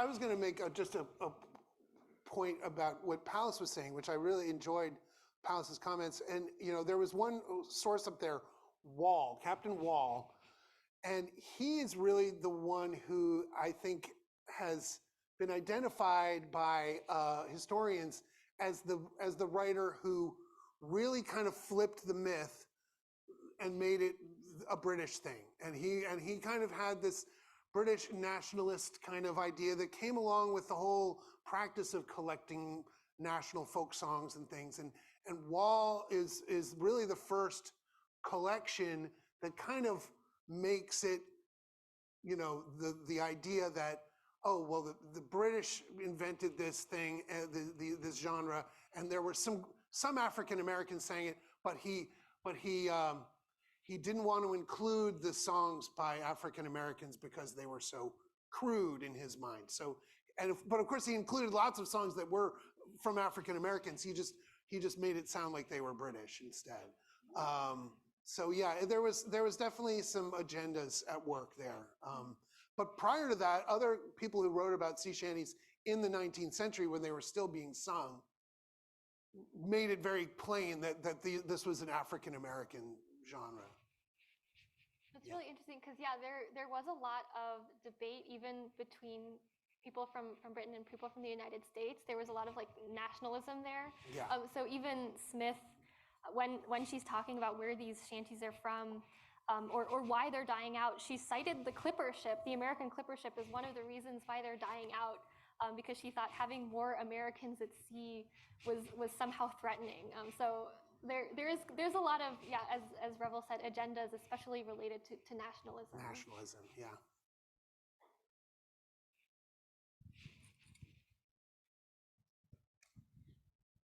Is there a resource that explains sort of what you guys have talked about today from an objective, through an objective lens, so that, so that you don't, because I mean, if I were to look up sea shanties, I might read Call Corridor, or I might, Right. and I would just be getting that narrow. It's a mess, believe me. The Sea Shanty scholarship is a mess. But I will recommend one book that was written by a friend of mine who I was we were in grad school together in Santa Barbara. We had a sea shanty band called the Scrimshaw Crimps.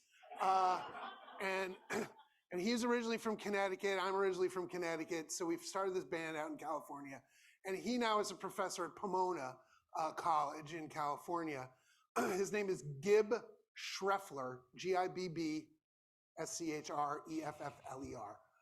He's got a little book, a little slim volume that he published called Boxing the Compass, a century and a half of discourse on sea shanties, or on shanties.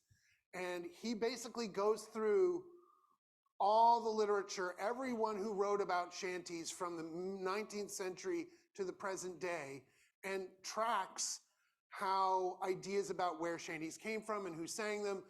He doesn't give you any shanties in his book. It's not like a sea shanty collection, so you won't get any new songs from the book. But he writes about everyone who ever wrote about sea shanties, from starting in the 1850s to the 2010s, and really tracks the whole progress of how these songs have been talked about, how the myths were created, and it's a really good read, and it's short.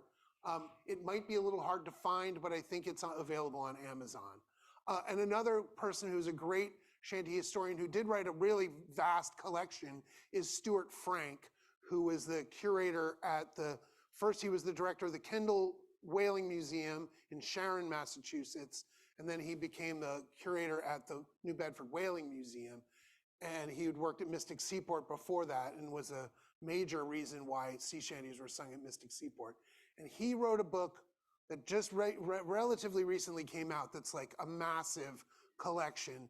And his scholarship is impeccable. And he finds the sources for every text he puts in there. And he's very, very meticulous. And I can't remember the title of his book right now, but his name is Stuart Frank. I would also suggest Stan Hugel's Sure. Shanties from the Seven Seas, where I think it was published also by Mystic Seaport. He has songs in there that sometimes he sung himself when he was sailing. So that's also Yeah, Hugel is like the godfather of the shanty movement. He was the last shanty man, and he had worked as a shanty man on ships in the guano trade. And if you don't know about what guano is, you don't want to know. But he would sail around Cape Horn to the Chincha Islands off the coast of Chile, I believe, and where they mined guano, and then he sang shanties aboard those ships, and he would come to Mystic Seaport in the 70s and 80s and sing shanties and tell yarns and was worshipped and adored. He is a notorious tale spinner, right? He wove many yarns, and his historical accuracy has sometimes come into question. But his collection is like indispensable. It's definitely the collection to own. If you're going to own one book on sea shanties, Stan Hugel's Shanties from the Seven Seas, yeah, is a great one. Yeah. And don't bother with Nathan Evans' book. It's not. I didn't know he It's not worth reading. Yeah, he published a book. Can you believe it? All right. Anyway, other questions? Well, way up in the back. Yeah. Yeah, get your steps in.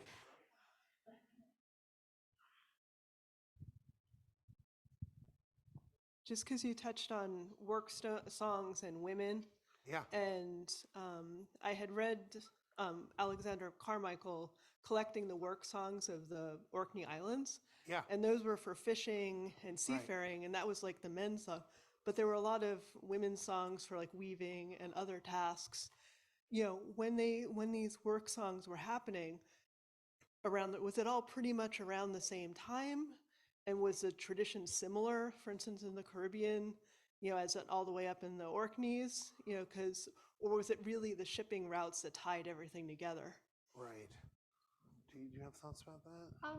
I guess I think I liked a lot of the photographs you had with like the Greek ships and labor songs in general. I think are very, very old, especially fishing songs, weaving songs. I think a lot of them seem to have developed somewhat independently too. I think partially just because rhythm is really helpful during a lot of these tasks, and people want to still be entertained. They don't always just want drumming, and so naturally maybe music makes sense there. Yeah. Yeah, I mean the walking songs, as they're called, Waulking. Walking was a process of making, I believe it's like tweed, and it was woven in Scotland, and there were songs used in that, and those are often pointed to as evidence of work song traditions in Great Britain prior to the rise of the sea shanties. And I guess those songs probably predate the sea shanties that we know by maybe 100 years or so, and they were in use until the 20th century. But I don't know that there's much of a real connection between those kind of weaving songs and sailors' shanties as they emerged in the 19th century. But yeah, I mean, there's, as we're both saying, there were a lot of different kinds of maritime work songs that were used, net hauling and other things like that, fishing songs, that weren't necessarily the same canon of songs that we associate with this particular deep water trade that used these shanties that we know and love today. But yeah, I was also just going to mention another just little thing about women. There's another great book that I can recommend called Warrior Women in Popular Balladry by an author named Diane Dugaw, D-U-G-A-W. And that is a book that traces the history of a certain school of, or certain canon of ballads that are all about women who disguise themselves as men and go to sea as sailors or go to war. And there's literally hundreds of these ballads, and she traced the whole history of these songs, and they're fascinating. And they do tell us something about women's connection to the sea and women's connection to male labor, going way back to at least to the 16th century. And it's a fascinating read. So if you're interested in more about women at sea, that would be an interesting one for you to check out. Oh yeah, I mean, Joan Baez sang one called Jackaroo, which the Grateful Dead also sang. That was about a young woman who dresses up as a man to find her true love who's gone off to sea, and she gets on board a ship and she's disguised as a man. There's another very famous one called The Handsome Cabin Boy, where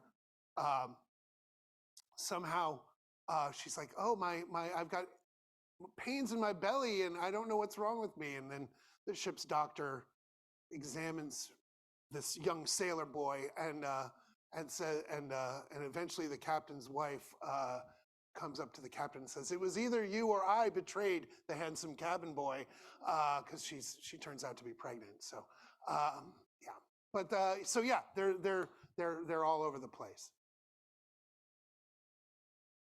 Oh, there you go. You got to run up there again.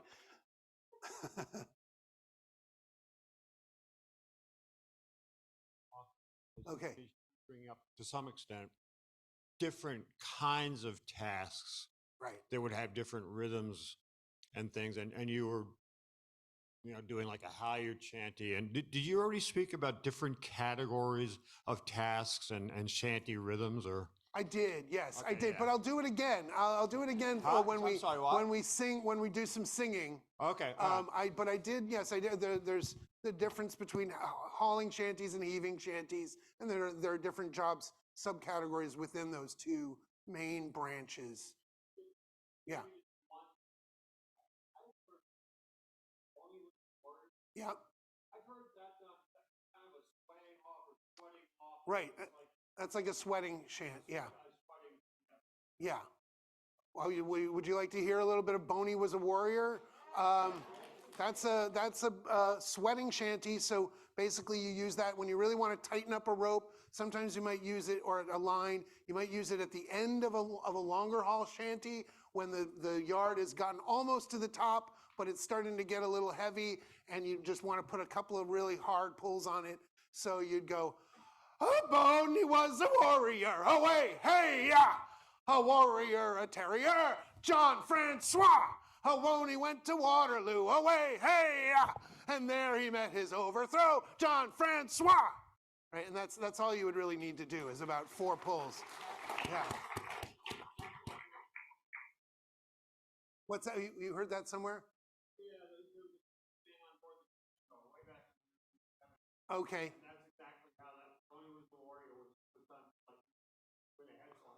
Right. Right. Yeah.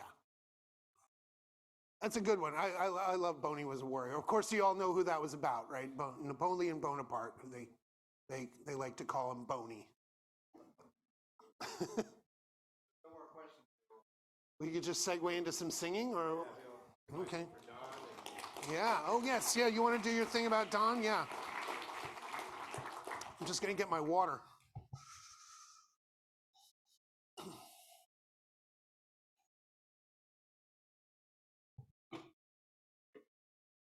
I'm George Schwartz. I'm curator at large here at Peabody Essex Museum, and just wanted to stop a moment before we get into the performance and more singing to recognize the Shanty community and Songs of the Sea lost one of its biggest voices this past January, and Don Sinetti. See some images. Don was a self-taught musician, a visual artist, educator, and environmentalist. For 6 decades, the booming baritone voice of this gentle giant could be heard across the globe, from New England to Germany to Hawaii and Alaska.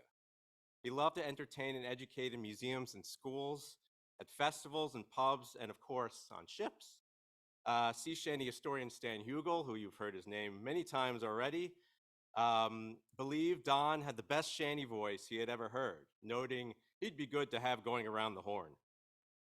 During the 1960s, Don started to hone his musical craft in coffee houses as a folk singer, but by decade's end, he enlisted in Vietnam and was an infantryman and experienced the horrors of that war firsthand. In a 1996 profile in the New York Times, Don recalled, "It's impossible to go through an experience like that without getting an appreciation of how delicate things are. The environment, human life. I came back with a feeling of wanting to make the world a better place." On his return, Don worked in construction, but kept on performing and honing his craft. While a lifelong resident of landlocked Bloomfield, Connecticut, Don's interest in music turned seaward, and he learned and worked to save traditional sea songs. Though influenced early on by the Kingston Trio and Pete Seeger, he was struck by the Clancy brothers and their performances of sea songs that he noted they sang with gusto and feeling, and I liked that. And Don's big voice was a perfect fit for the music, particularly shanties, where it is said, as Revel noted, that a good shantyman was worth 10 men. He performed and recorded with many groups such as the Morgans, named after the Charles W. Morgan, who sang British and American folk music, and the Finest Kind, which was modeled after shipboard bands that were called foo-foo bands, that made up of whatever the sailors had taken along. And Don was known for his great banjo playing, and he was accompanied by a mandolin and tuba. Don also wrote his own songs, and particularly ones about saving whales. Don's love for these marine mammals began as a child during occasional family trips to the shore, and he recalled, "The bigger they are, the more interested I was," as he started to draw these creatures in the 1970s, and you see some examples in the lower left of his artwork. In 1974, he helped found the Wethersfield, Connecticut Cetacean Society, which became the Cetacean Society International that still protects whales, dolphins, and porpoises around the world today. Don recalled, "The Save the Whale movement was in its infancy, and a big issue was showing people what whales and dolphins really look like," noting that until good underwater photography came along, even some encyclopedias had inaccurate descriptions or depictions. His careful, graceful drawings of cetaceans have appeared in several publications, from Alaska Geographic magazine to scholarly works on Herman Melville. And his artwork was featured in a showing at the United Nations and at Columbia University, and some are in the permanent collection of many museums. Don also helped get the sperm whale adopted as the Connecticut state animal. Now, Don's voice could shake the rafters, as those who knew him could attest, but he was one of the gentlest people I and countless others ever knew, and a great listener.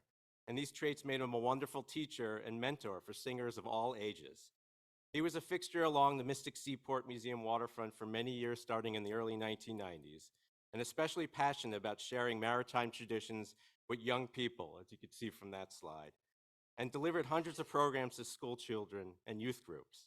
He also spent many years as a skills instructor in the Williams Mystic Maritime Studies program, an undergraduate program. That's where I had the great privilege to study with him in the late 1990s. And I vividly remember following him around the seaport for hours one Monday afternoon, probably not attending to my classwork. And I could remember how everyone was sort of captivated, the visitors of all ages, with his great knowledge and passion for his craft. More than any of his talents and accomplishments, Don had a big heart and was a dear friend to many, such as my family, for many years. And we will all deeply miss Conan the Shantyman, as he liked to call himself, but know his legacy will live on. So to kick off this performance and singing portion, and to honor Don's memory, I'm going to perform, and hopefully not butcher, a song that he was probably most best known for, which is "Rolling Down to Old Maui," which is one of the best ballads that documents life on board a Pacific whale ship, chronicling the anticipated return to Maui after months of whaling in the Kamchatka Sea. And Don would cap every performance with that song, but we're going to reverse it and start off this section. And please sing along to the chorus. I think you could see by now they're easy to pick up. I'll give you a hint for this one. It's repeated 3 times, the title of the song. So in order to get into my shanty gear and honor Don, with a little bit of his artwork on my t-shirt. So here we go.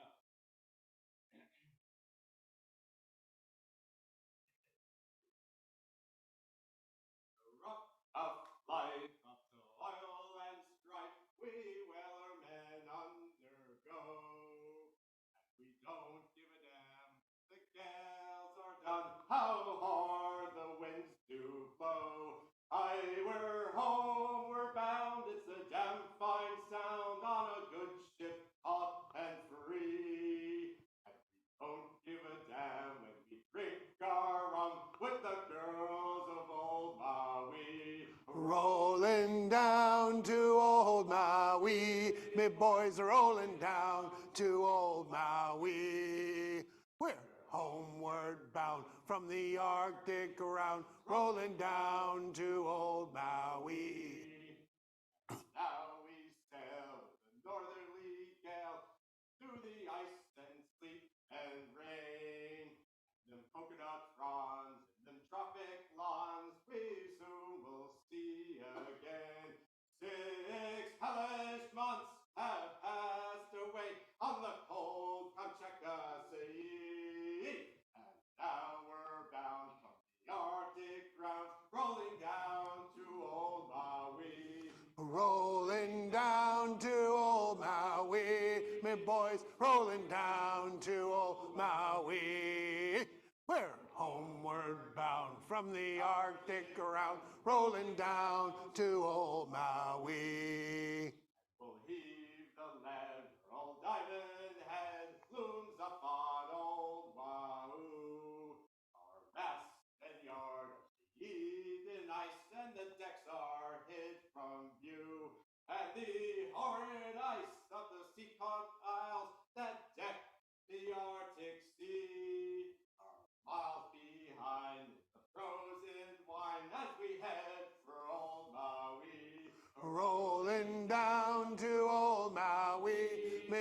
boys are rolling down to old Maui. We're homeward bound from the Arctic around, rolling down to old Maui. Now we sail with favorable gale towards our island home. Our mainyard sprung, all whaling done, and we ain't got far to roam. And the stunsail booms, they are cast away. What care we for that sound? A living gale is after us. Thank God we're homeward bound. Rolling down to old Maui, me boys are rolling down to old Maui. We're homeward bound from the Arctic around, rolling down to old Maui. Rolling down to old Maui, me boys are rolling down to old Maui. We're homeward bound from the Arctic around, rolling down to old Maui. Yeah, right.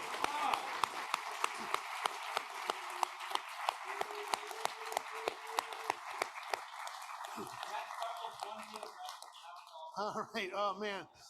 Whew, thanks for that. That was awesome, George. Thank you.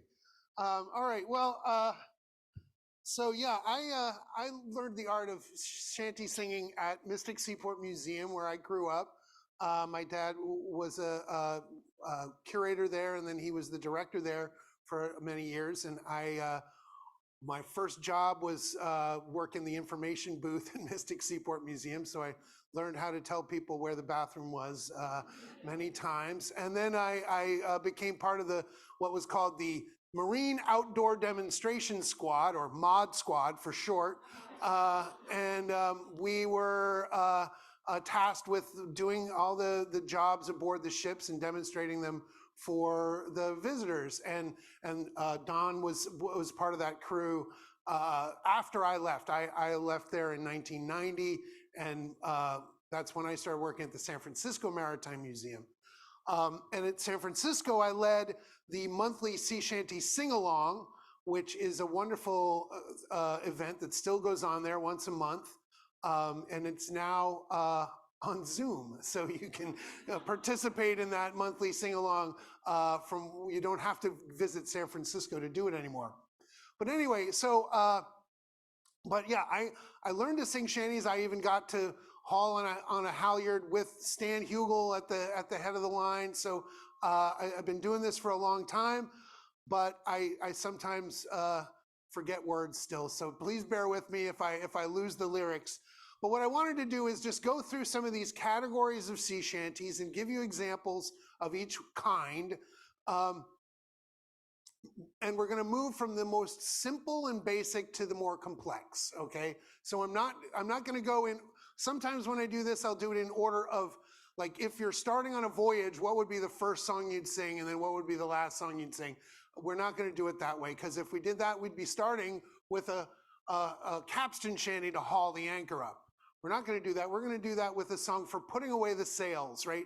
These are called the bunting shanties, and they're among the simplest, most basic of shanties. I already did one for you earlier. Corn, broom, hickory, boom, squeal, gee, squab. And that's the whole song. But I'll do one for you that you can all sing along with. Oh, here, before I do that, I've got another one that's really, really short. It's also one of my favorites. This one was one that I learned directly from Stan Hugel, and it goes like this. Oh, he always started his songs like that. Oh, he's a bleeding fancy man. He's a Royal Artillery man. He wears spurs. Thank you. Thank you very much. All right. So anyway, that's just an example of a short. That's probably what we would call a sing out, right? It was used for bunting, hauling in the sail as you're furling it, but there were these sort of short one-liners that were maybe preceded the earlier shanties, that were just a single line that you would sing when you needed just a hard pull. So bunting shanties are like that. So one of the most popular and well-known one is called Johnny Boker. And this, I believe, is possibly the earliest use of the term rock and roll in music, which is pretty cool. And I think I've got maybe a book ahead of me that's like how sea shanties are related to rock and roll. But anyway, so this one, the part that you'll sing goes, do me Johnny Boker, do. Okay, that's all you have to do. Can I hear you do that? Ready? And do me Johnny Boker, do. All right, so it would go like this. Oh, okay, oh, sorry. The way you start is the person who's the farthest out on the yard. So I remember I explained you're hauling in the sail, you're furling the sail, your feet are on a rope, you're about 40 feet over the deck, you're rocking and rolling with the ship is moving. And so the person who's the farthest out on the windward side would lead the song because the wind would carry their voice across the row of men. You didn't want the guy on the leeward side singing it because no one would be able to hear him. So the guy on the windward side sings it, and it goes like this. Oh, do me Johnny Boker, come rock and roll me over. Do me Johnny Boker, do. Oh, do me Johnny Boker, I'm rolling in the clover. Do me Johnny Boker, do. Do me Johnny Boker, along the cliffs of Dover. Do me Johnny Boker, do. That's all you have to do. About 3 verses is all you need. All right. Another one goes, to me way, hey, hey, yeah. We'll pay Paddy Doyle for his boots.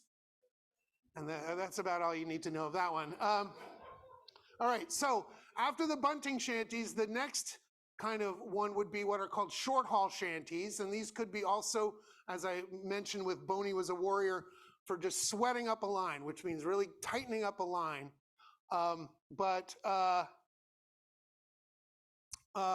They could also be used just for a single pull.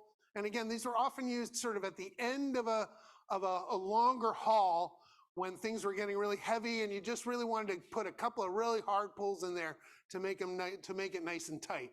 So this is possibly one of the most well-known songs. It's called Haul Away Joe. And it goes like this. The part you'll sing goes, way, haul away, we'll haul away Joe. Okay, and if you just come in on the Joe part, that's fine. So it would go like this. When I was a little lad, so my mother told me, way, haul away, we'll haul away Joe. That if I did not kiss the girls, my lips would all grow moldy. Away, haul away, we'll haul away Joe. And away, haul away, we'll haul for better weather. Away, haul away, we'll haul away Joe. And away, haul away, we'll haul away together. Away, haul away, we'll haul away Joe. King Louis was the king of France before the revolution. Away, haul away, we'll haul away Joe. And then he got his head cut off, it spoiled his constitution. Away, haul away, we'll haul away Joe. And away, haul away, we'll haul for better weather. Away, haul away, we'll haul away Joe. And away, haul away, we'll haul away together. Away, haul away, we'll haul away Joe. High enough. All right.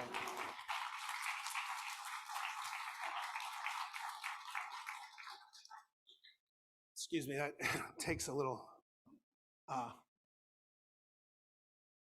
My friend Louisa Jo Killen used to always tell me not to sing like that because I would lose my voice.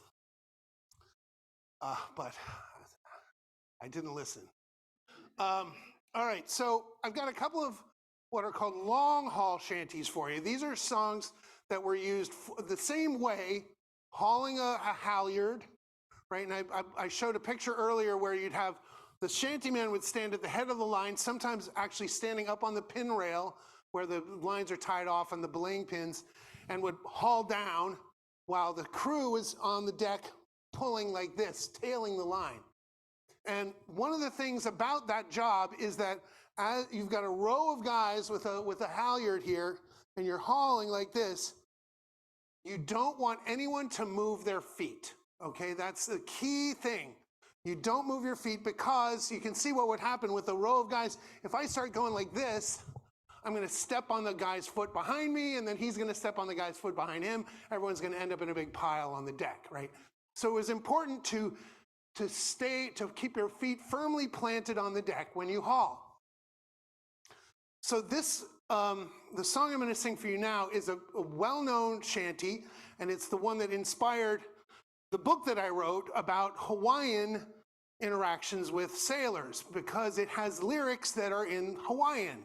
The chorus is John Kanaka Naka Tulae. So Kanaka is the Hawaiian word for man or for person, or for specifically a Hawaiian person. And Tulaie in Hawaiian means stand your ground. Okay, so this is a song that was used when you're hauling, and this was predominantly on whaling ships, because they had Hawaiian seamen on many whaling ships. And so it was a way for them to instruct maybe a new Hawaiian sailor to stand your ground when you're hauling on the halyard, right? So John Kanaka Naka Tulaie means basically, John, the Hawaiian sailor, stand your ground. Don't move your feet. Okay, so so that's the chorus. It goes, John Kanaka Naka Tulaie. Okay, can you all do that with me? John Kanaka Naka Tulaie. I thought I heard the old man say, John Kanaka Naka Tulaie. Today is a holiday. John Kanaka Naka Tulaie. Oh, Tulaie. Oh, Tulaie. John Kanaka Naka Tulaie. We're heading out from Frisco Bay. John Kanaka Naka Tulaie. Through the Golden Gate at the break of day. John Kanaka Naka Tulaie. Oh, Tulaie. Oh, Tulaie. John Kanaka Naka Tulaie. We're heading out around Cape Horn. John Kanaka Naka Tulaie. Where you know the weather's never warm. John Kanaka Naka Tulaie. Oh, Tulaie. Oh, Tulaie. John Kanaka Naka Tulaie. Well, one more pull and that will do. John Kanaka Naka Tulaie. And you're the bullies to pull her through. John Kanaka Naka Tulaie. Oh, Tulaie. Oh, Tulaie. John Kanaka Naka Tulaie. Well enough. All right.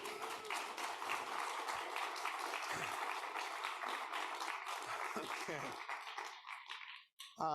If anyone has questions while we're doing this, yes.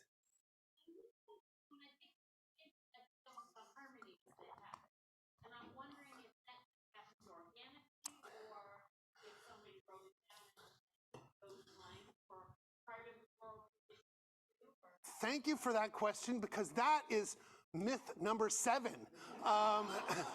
So this is actually a topic of much debate among shanty singers. Today, we love our beautiful harmonies that we sing in shantying. And it's just part of the tradition, and people just kind of make up their own harmony parts. I rarely have seen them written down, although some of the earliest collections of sea shanties from the late 1800s had piano arrangements for the shanties that might have had suggestions of harmony, right? Because playing piano was a thing back then. But in any case, the answer is typically shanties were sung in unison, but it was the African American crews who were noted for their harmony singing, and also the Polynesian crews. So harmony singing was done, but typically the more common was unison. There's a question behind you. Do you have a question, young lady?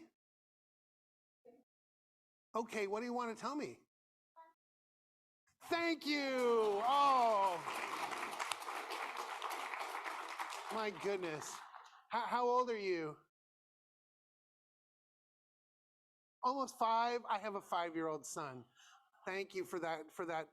That means a lot to me to hear that. Thank you. My 5-year-old son does not love sea shanties.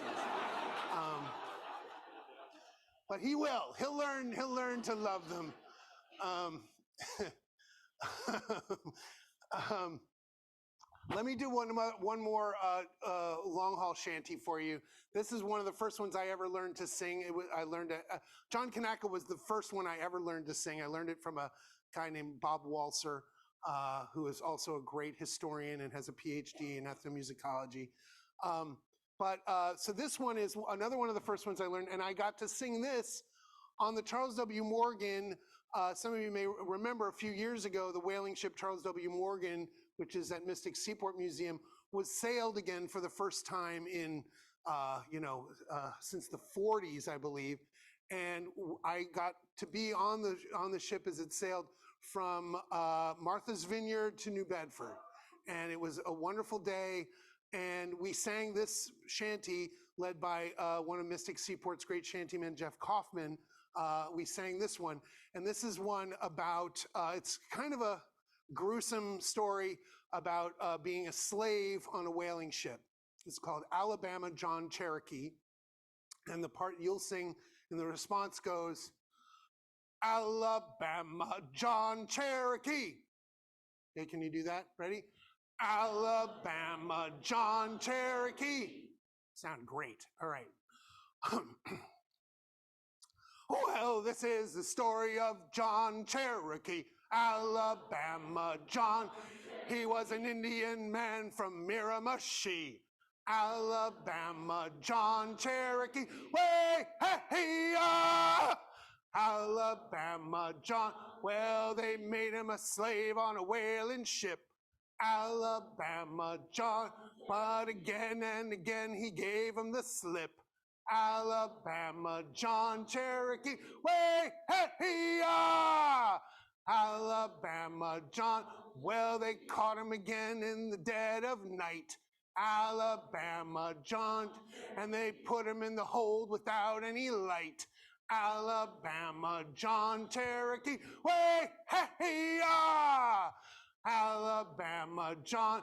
Gave him nothing to eat and nothing to drink, Alabama John until his bones they began to clink. Alabama John Cherokee, way, hey, Alabama John. Gave him nothing to drink and nothing to eat, Alabama John, till he fell dead at the captain's feet. Alabama John Cherokee, way, hey, Alabama John. Well, and now his ghost it can be seen, Alabama John. Well, sitting on the main truck, slimy and green, Alabama John Cherokee, way, hey, Alabama John. High enough. Thank you.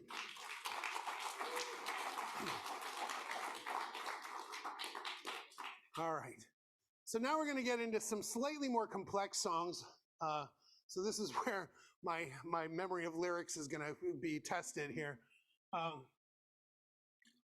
So I want to do one this is one that was used in a number of ways. It could have been used at the windlass.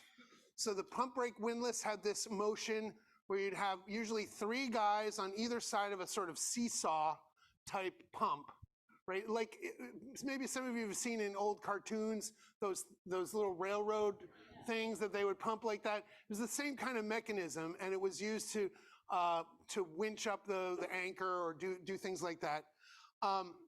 So it could have been used in that job like this.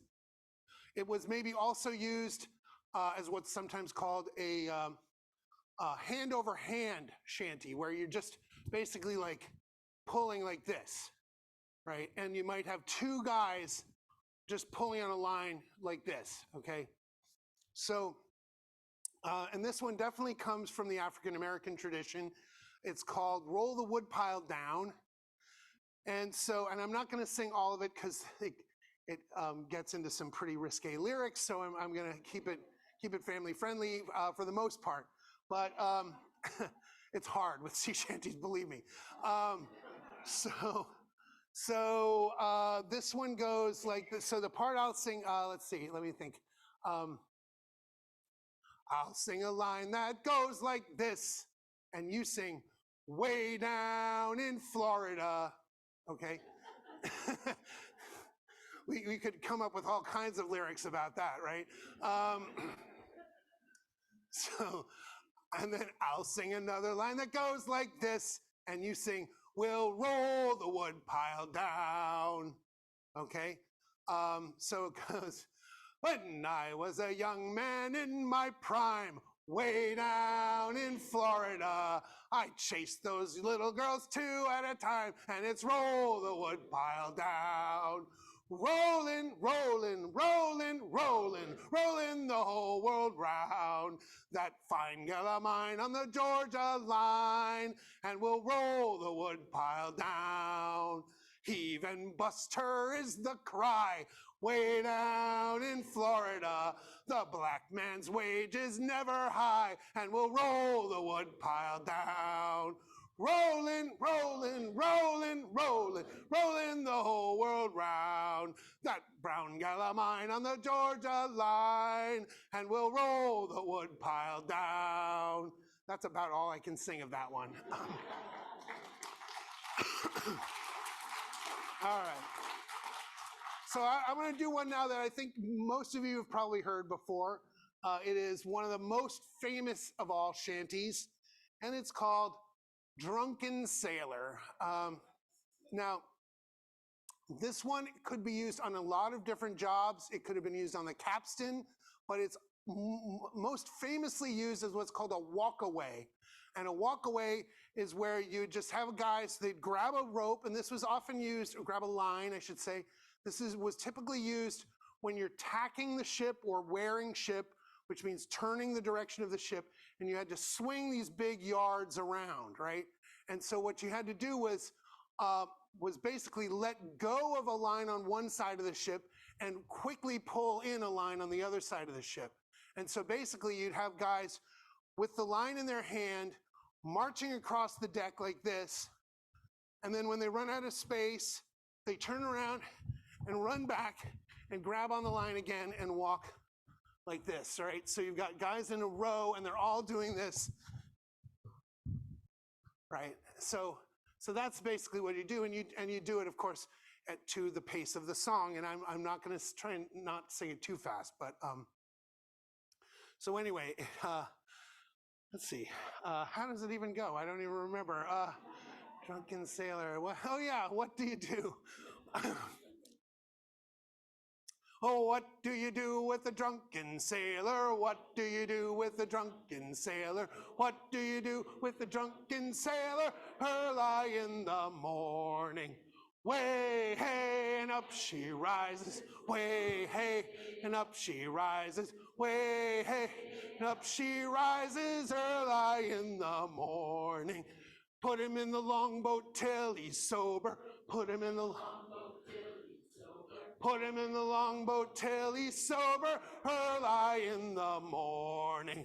Way, hey, and up she rises. Way, hey, way, hey. Shave his belly with a rusty razor. Shave his belly with a rusty razor. Shave his belly with a rusty razor. Early in the morning. Way, hey, and up she rises. Way, hey, and up she rises. Hey, and up she rises early in the morning. Put him in the scupper with the hawse pipe on him. Put him in the scupper with the hawse pipe on him. Put him in the scupper with the hawse pipe on him. Early in the morning. Way, hey, and up she rises. Way, hey, and up she rises. Way, hey, and up she rises early in the morning. All right, I think that's enough. So let me also just mention maybe another myth about shanties or misconception about shanties, we'll call it myth number 8, is that they had fixed lyrics, that they were sung the same way every time. And in fact, most writers about shanties who wrote about them during the time when they were being sung made a clear point that, and one of the best books about this was by a guy named Frank Bullen and his friend, first name I forget, but last name is Arnold. Bullen and Arnold wrote a book where Arnold did the musical transcriptions and Bullen, who had been a shanty man, talked about it. And Bullen said specifically, there were no fixed lyrics in sea shanties. They were always improvised by the shanty man. And so he, in his book, he only includes the first verse or maybe 2 verses of every shanty. And he's like, after that, you're on your own. You got to make them up. And that was part of the skill of the shanty man, was inventing lyrics to go along with the song that would fit the crew, right? So, you know, you would sing a song and the shanty man would like pick out one of the crew members and kind of make fun of him in the lyrics of the song and would do that. And very few shanty singers do that nowadays. We tend to like our kind of texts that we've learned and we've learned from rote. But part of the art of shanty singing was this kind of spontaneous creativity that you would make up lyrics on the spot. And Drunken Sailor is a great one for doing that. It gives you all kinds of opportunities to come up with verses. And many of the verses that are commonly sung today are verses that were just made up by people, you know, like the verse about the captain's daughter. And there's a bunch of verses about the captain's daughter that I won't be singing for you. But anyway, those tended to be kind of invented, you know, and that's great. That's part of the tradition. I mentioned my friend Gib Schreffler, who's written this great book about the literature on sea shanty history, sort of historiography. And that's one of the things he tries to do in all his shanty performances that I'm not very good at myself, so I'm not gonna really do it. But he'll go around the room and just pick out people and you know, and say, oh, there's old Dan Fenimore, you know, he wants beer and he wants some more or something, you know, he would just come up with some random lyric like that. And, you know, and that was just part of what the sailors did. All right, let me try another windlass song. This one is also from the African-American tradition. It's called Mr. Stormalong. And Stormy Stormalong was a sort of legendary sailor, kind of like the Paul Bunyan of sailors, or what's another kind of mythological guy? John Henry, exactly. That's the other one I was trying to think of. Someone who's kind of bigger than life, who did all these great, amazing feats, and and was probably not a real person, but was just kind of a mythological figure who sailors would sing about. And so there are lots and lots of songs about Mr. Stormalong. So this one goes like this. I'll sing a line that goes like this, and you'll sing, you'll sing, hey, storm along, John. Okay, so let's try that. I'll sing a line that goes like this. Hey, storm along, John. Then I'll sing another line that goes like this. And you sing, way, Mr. Storm along, John. Okay, it's getting a little more complex here, right? So, way, Mr. Storm along, John. Oh, Stormy, he's a good old man. Hey, storm along, John. Oh, Stormy, he's a good old man. Way, Mr. Storm along, John. They dug him a grave with a silver spade. Way, storm along, John. his shroud of the finest silk was made. Way, Mr. Storm Along John. Oh, I wish I was old Stormy's son. Way, Storm Along John. I'd build me a ship of 1,000 tons. Way, Mr. Storm Along John. Oh, Stormy, he is dead and gone. Way, Storm Along John. Oh, Stormy's gone, and I'll go too. Way, Mr. Storm Along John. All right, there you go.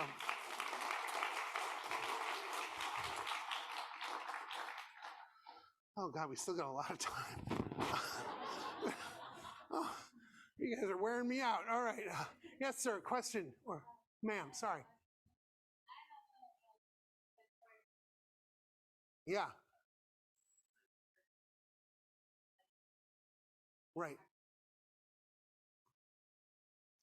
Well, I mean, I think there are some actual people who are mentioned in these songs, but again, like I was saying, sometimes the sailors would just throw the names of people that they knew into the songs and just kind of make up verses about people who they actually knew. But there are a lot of songs about real people. Of course, there were lots of girls named Sally, and Sally shows up in a lot of songs. But there's one, like, for example, a good one that I don't know enough of the words to sing it all for you right now, but there's one called The Big 10-Gallon Jar. And it's about a guy in San Francisco who used to have this big 10-gallon jar full of booze that would also have like knockout drops in it. Like he would roofie people basically and Shanghai them. That was basically the practice. You'd pour a drink for someone and give them a drink. They drink it, they pass out, and then they wake up out at sea. That was called being Shanghaied, because typically you were heading for Shanghai. And so the big 10-gallon jar was owned by a guy named Larry Marr. And Larry Marr was a real guy, and they sang this song about Larry Marr and his big 10-gallon jar, and be careful of Larry Marr. And so yeah, there were songs like that were, and a lot of these songs, and like I said earlier, there are a lot of songs about things like contracting, diseases on shore that were really intended to be like educational, like, like warning the young sailors, like, don't do this. We're heading into port now and it's gonna be lots of fun, but don't do this, right? And it would just be warning you of what to look out for when you went ashore.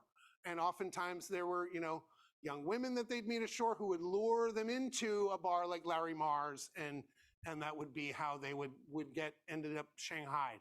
So anyway, they did actually have some real people in these songs, but most of them are just kind of stock names that you would just, like Sally Racket is a very common sea shanty name, and there may have been a girl named Sally Racket, but it may just be that racket is a good word to rhyme with different things, right?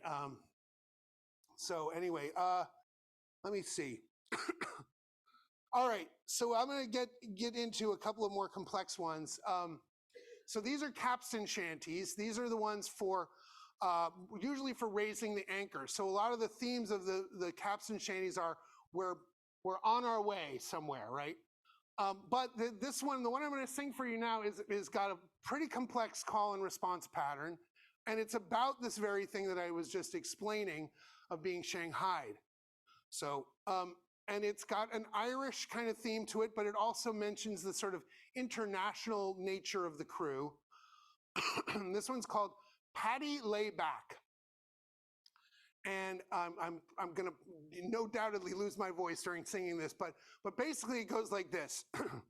So I'll sing a part that goes, let's see. All right. It was a cold and dreary morning in December. Thank you, yes. So you repeat the last two bop, bop that I sing, right? And usually, and sometimes you'll repeat the word twice. So if I said, and all of my money it was spent, you go, spent, spent, okay? So that's how it goes. You just repeat, you kind of repeat back to me. And so the shanty singer in this one might just be sitting on top of the capstan and getting a ride around and around in circles as the crew is pushing the capstan around.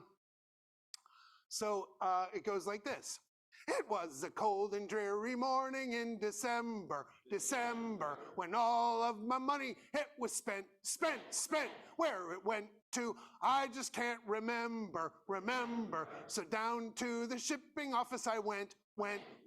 Patty lay back, take in your slack, Take a turn around the capstan, heave a paw, about ship stations, boys, be handy. We're bound for Valparaiso, round the horn.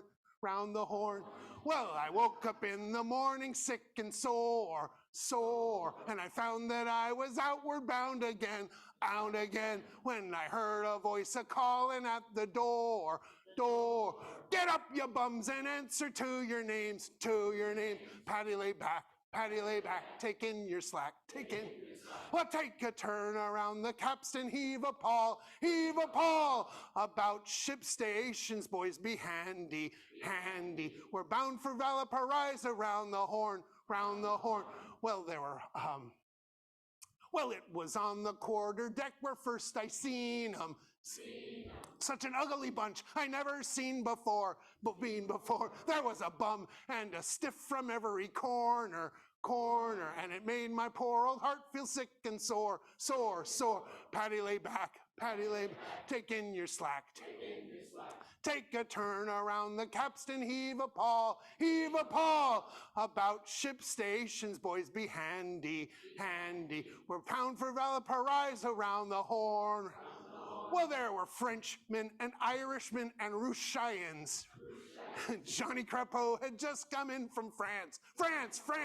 Not a one of them could speak a word of English, but they answered to the name of Months Advance.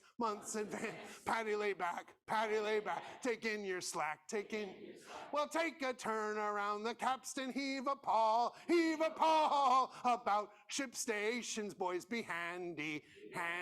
We're bound for Valparaiso, round the horn. Well, I wish that I was in the Jolly Sailor. Along with Irish Kate a drinking beer. When I thought, what jolly chaps are sailors. And with my flipper I wiped away a tear. Patty lay back, take in your slack, Take a turn around the capstan, heave a paw, about ship stations, boys, be handy. We're bound for Valparaiso, round the horn. One more time, Patty lay back, take in your slack, Take a turn around the capstan, heave a paw, about ship stations, boys, be handy. We're bound for Valparaiso, round the horn. There you go. Nicely done. So that was an extremely short version of that shanty, because hauling in the anchor was a job that could take hours.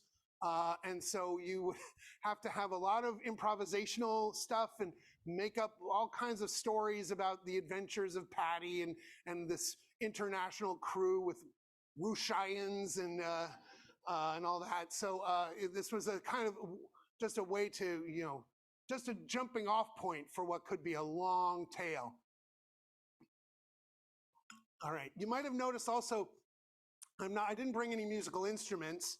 Typically, musical instruments were not played while you're singing shanties because you need your hands free to do the work. But the capstan was one area where they would sometimes have a fiddle or an accordion or something like that, because the guy singing it would typically not be doing the actual work. So here's another capstan shanty. Now, I've been singing so many songs, I got to remember how they go. All right.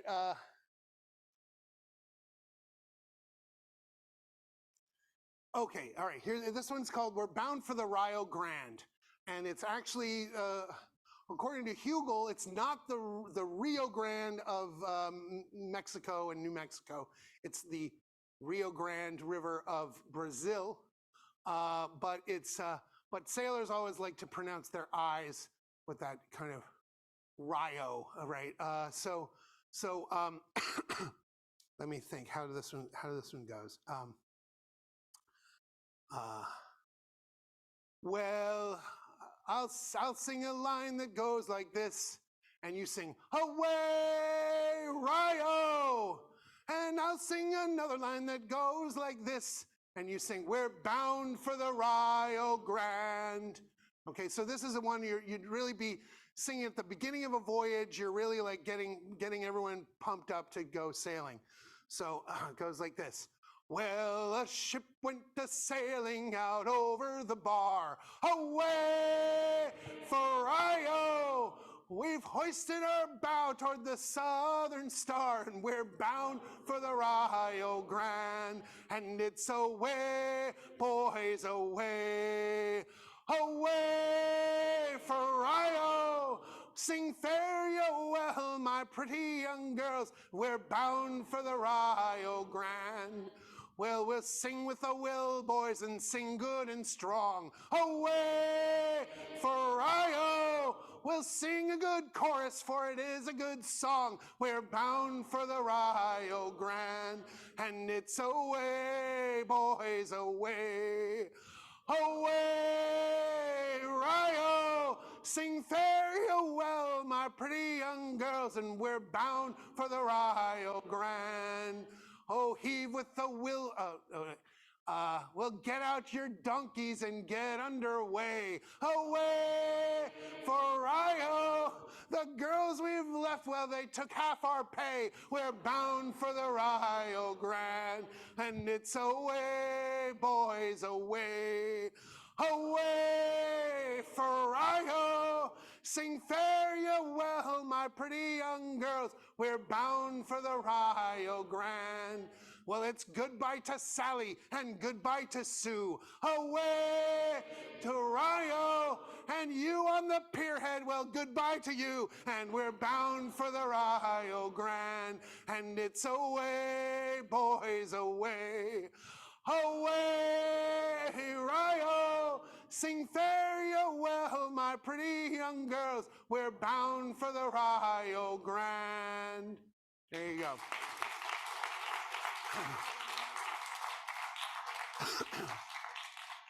All right, I'm running out of songs here. So maybe what I'll do is I'll sing one or two short pumping shanties.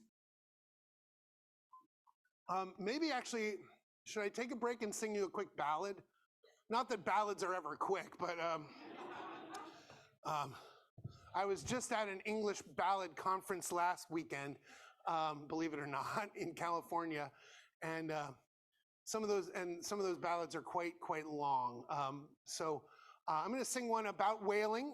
This is a whaling ballad called "The Coast of Peru," and I'll see if I can remember all the words. I was not planning on doing this, but I think it's worth singing. So this is the kind of song that was not a shanty, but was sung by the sailors in their time off, in the few moments they would have for recreation. Now, sailors on whaling ships actually had more time than you might think for recreation, because they'd be out at sea for literally years at a time with nothing to do. So they made scrimshaw, and they wove fancy work with knots and things like that, and told stories and sang ballads like this. So I'll try and remember how this one goes.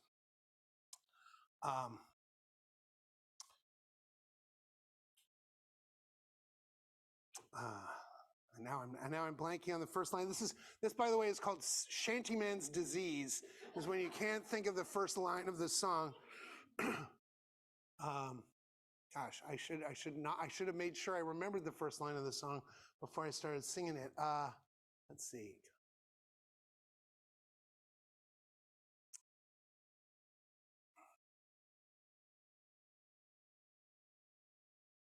I'm blanking on it. Hold on. Let me just quickly. This is 21st century Shantyman's cure right here.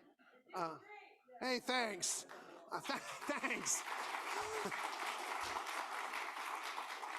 You know, I'm a college professor now, and I do a lot of lectures, but I don't do a lot of singing anymore. All right.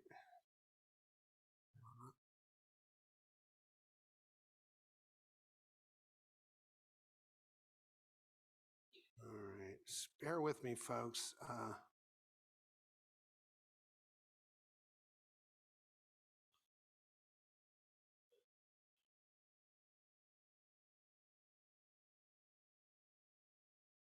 Is that my?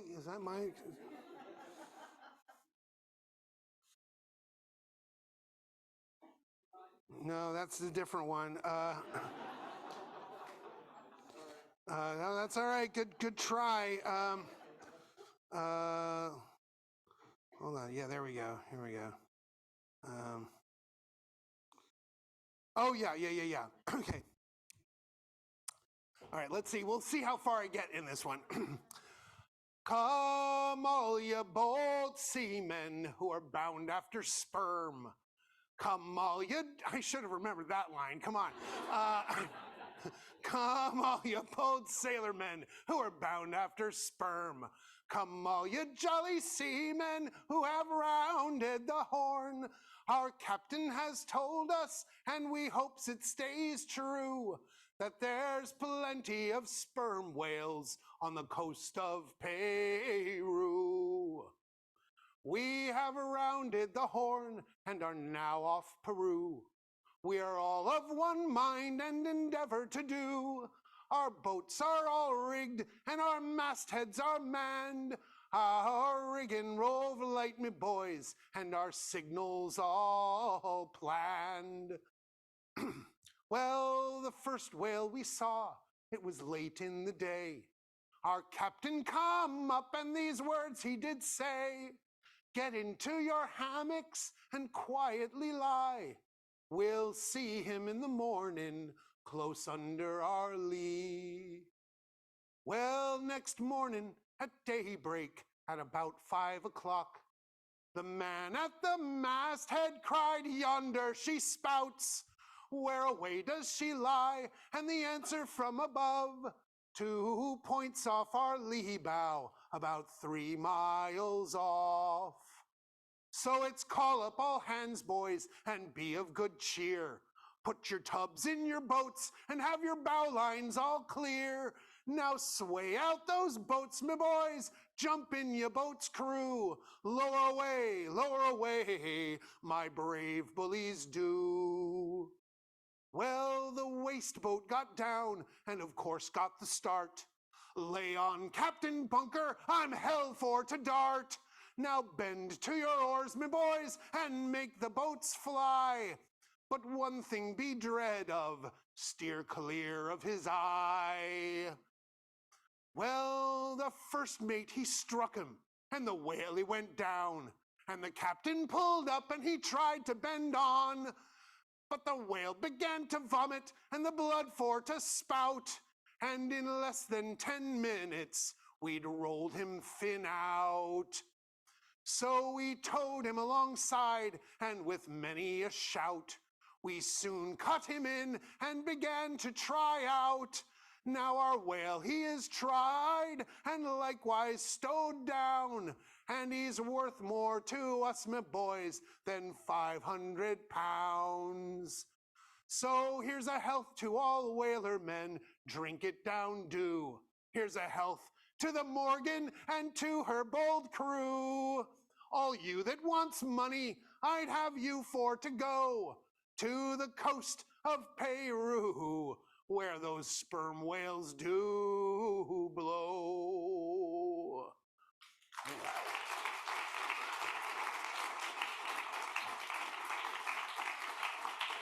Thank you. I remembered it. What do you know? Yes, sir. Oh. Okay, so I know it had to be asked. The Wellerman is an Australian shanty, or not a shanty. It's an Australian sea song that was associated with a shore whaling station on the coast of Australia. Shore whaling was both an early and a late approach to whaling. So in the earliest days of whaling, when there were lots and lots of whales, shore whaling was very common. It was done on Nantucket. It was done, all over the Northeast here. You'd just take a boat. You'd see a whale offshore. You'd row out and get it and bring it back. Once whales became a little more scarce and learned to steer clear of these coastal areas, they had to go further afield in their whaling ships and get them. But then towards the end of the whaling period in the early 20th century and the late 19th century, shore whaling came up again in places like Australia. And so they were often in fairly remote areas of the coast. By the way, the last shore whaling station in the United States was in California and closed in 1972. But there were shore whaling stations in sort of remote areas of Australia, and part of the deal when you were stationed at a shore whaling station was that you had to, you just were there stationed in your whaling station, and you had to wait for a supply ship to come around every now and then to bring you sugar and tea and rum and all those good things, right? So that's what the Wellerman is about, and it's not a shanty. It's a sea song about shore whaling. Does that answer your question? Okay. I don't honestly know. The Wellerman was not on anybody's radar in the sea music world until Nathan Evans started singing it. I think it was more well known in Australia and in the UK than it was known in the US. It was hardly anyone in the US sang it before Nathan Evans. Yes.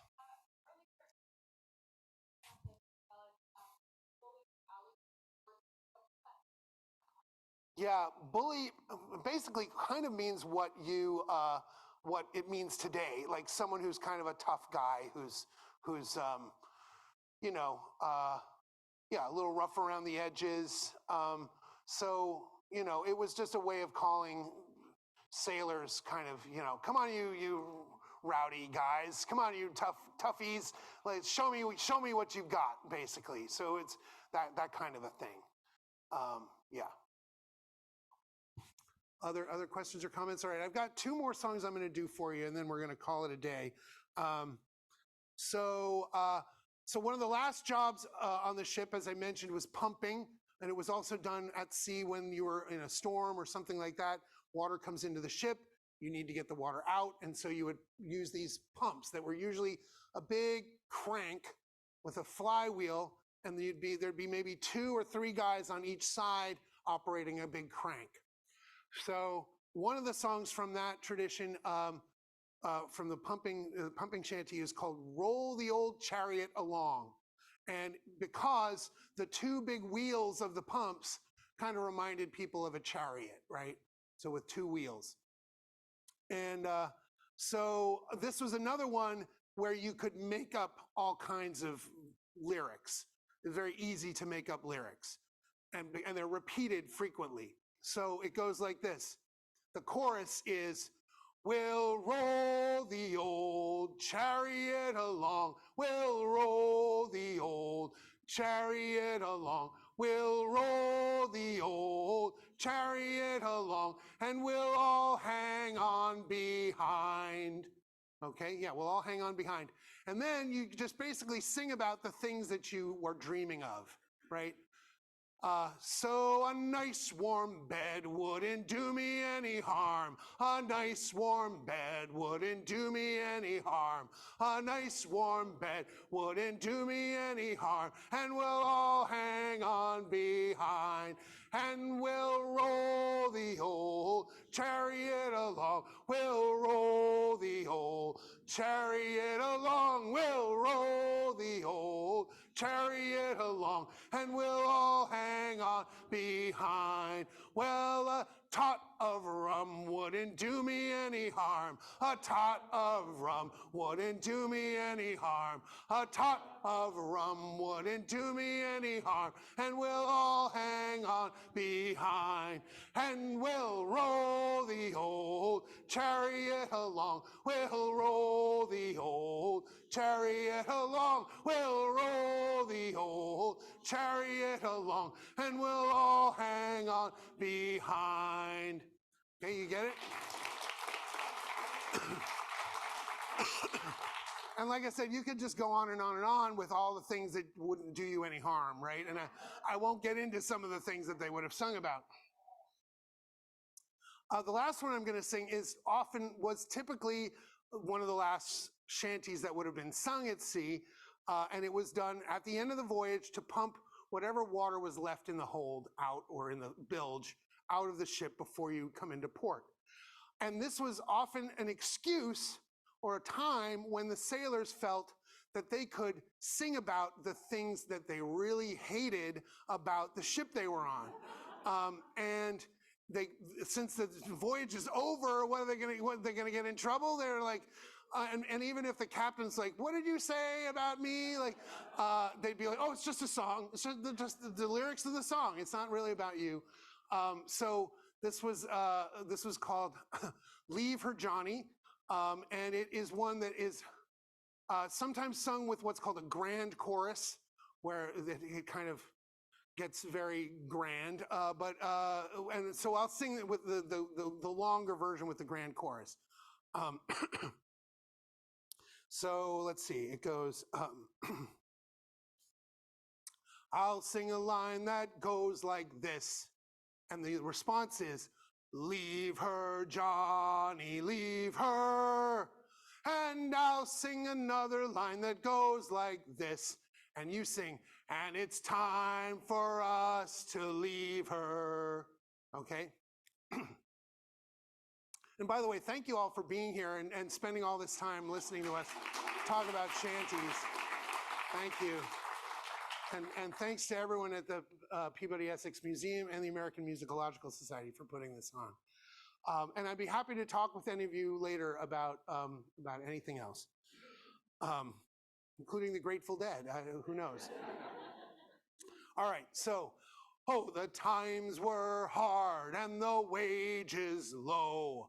Leave her, Johnny, leave her. And now once more ashore we'll go, and it's time for us to leave her. Oh, leave her, Johnny, leave her. Oh, leave her, Johnny, leave her. For the voyage is done and the winds don't blow, and it's time for us to leave her. Now the rats have gone and we the crew. Leave her, Johnny, leave her. Why now ashore we'll go too, and it's time for us to leave her. Oh, leave her, Johnny, leave her. Oh, leave her, Johnny, leave her. For the voyage is done and the winds don't blow, and it's time for us to leave her. We ate rotten meat and weevily bread. Leave her, Johnny, leave her. And it was pump or drown, the old man said, and it's time for us to leave her. Oh, leave her, Johnny, leave her.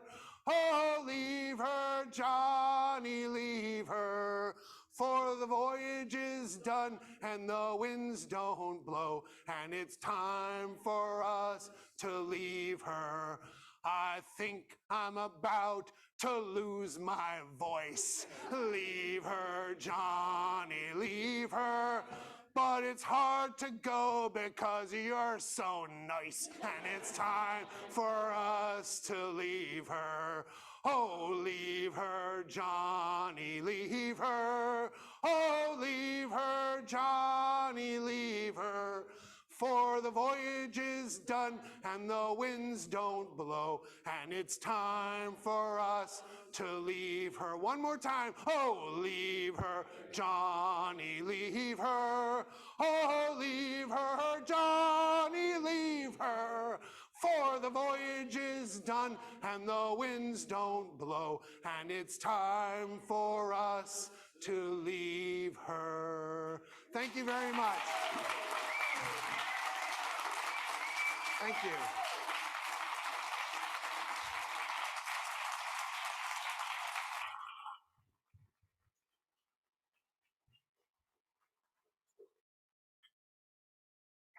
So let's hear it one more time for Palace as well, and for George as well.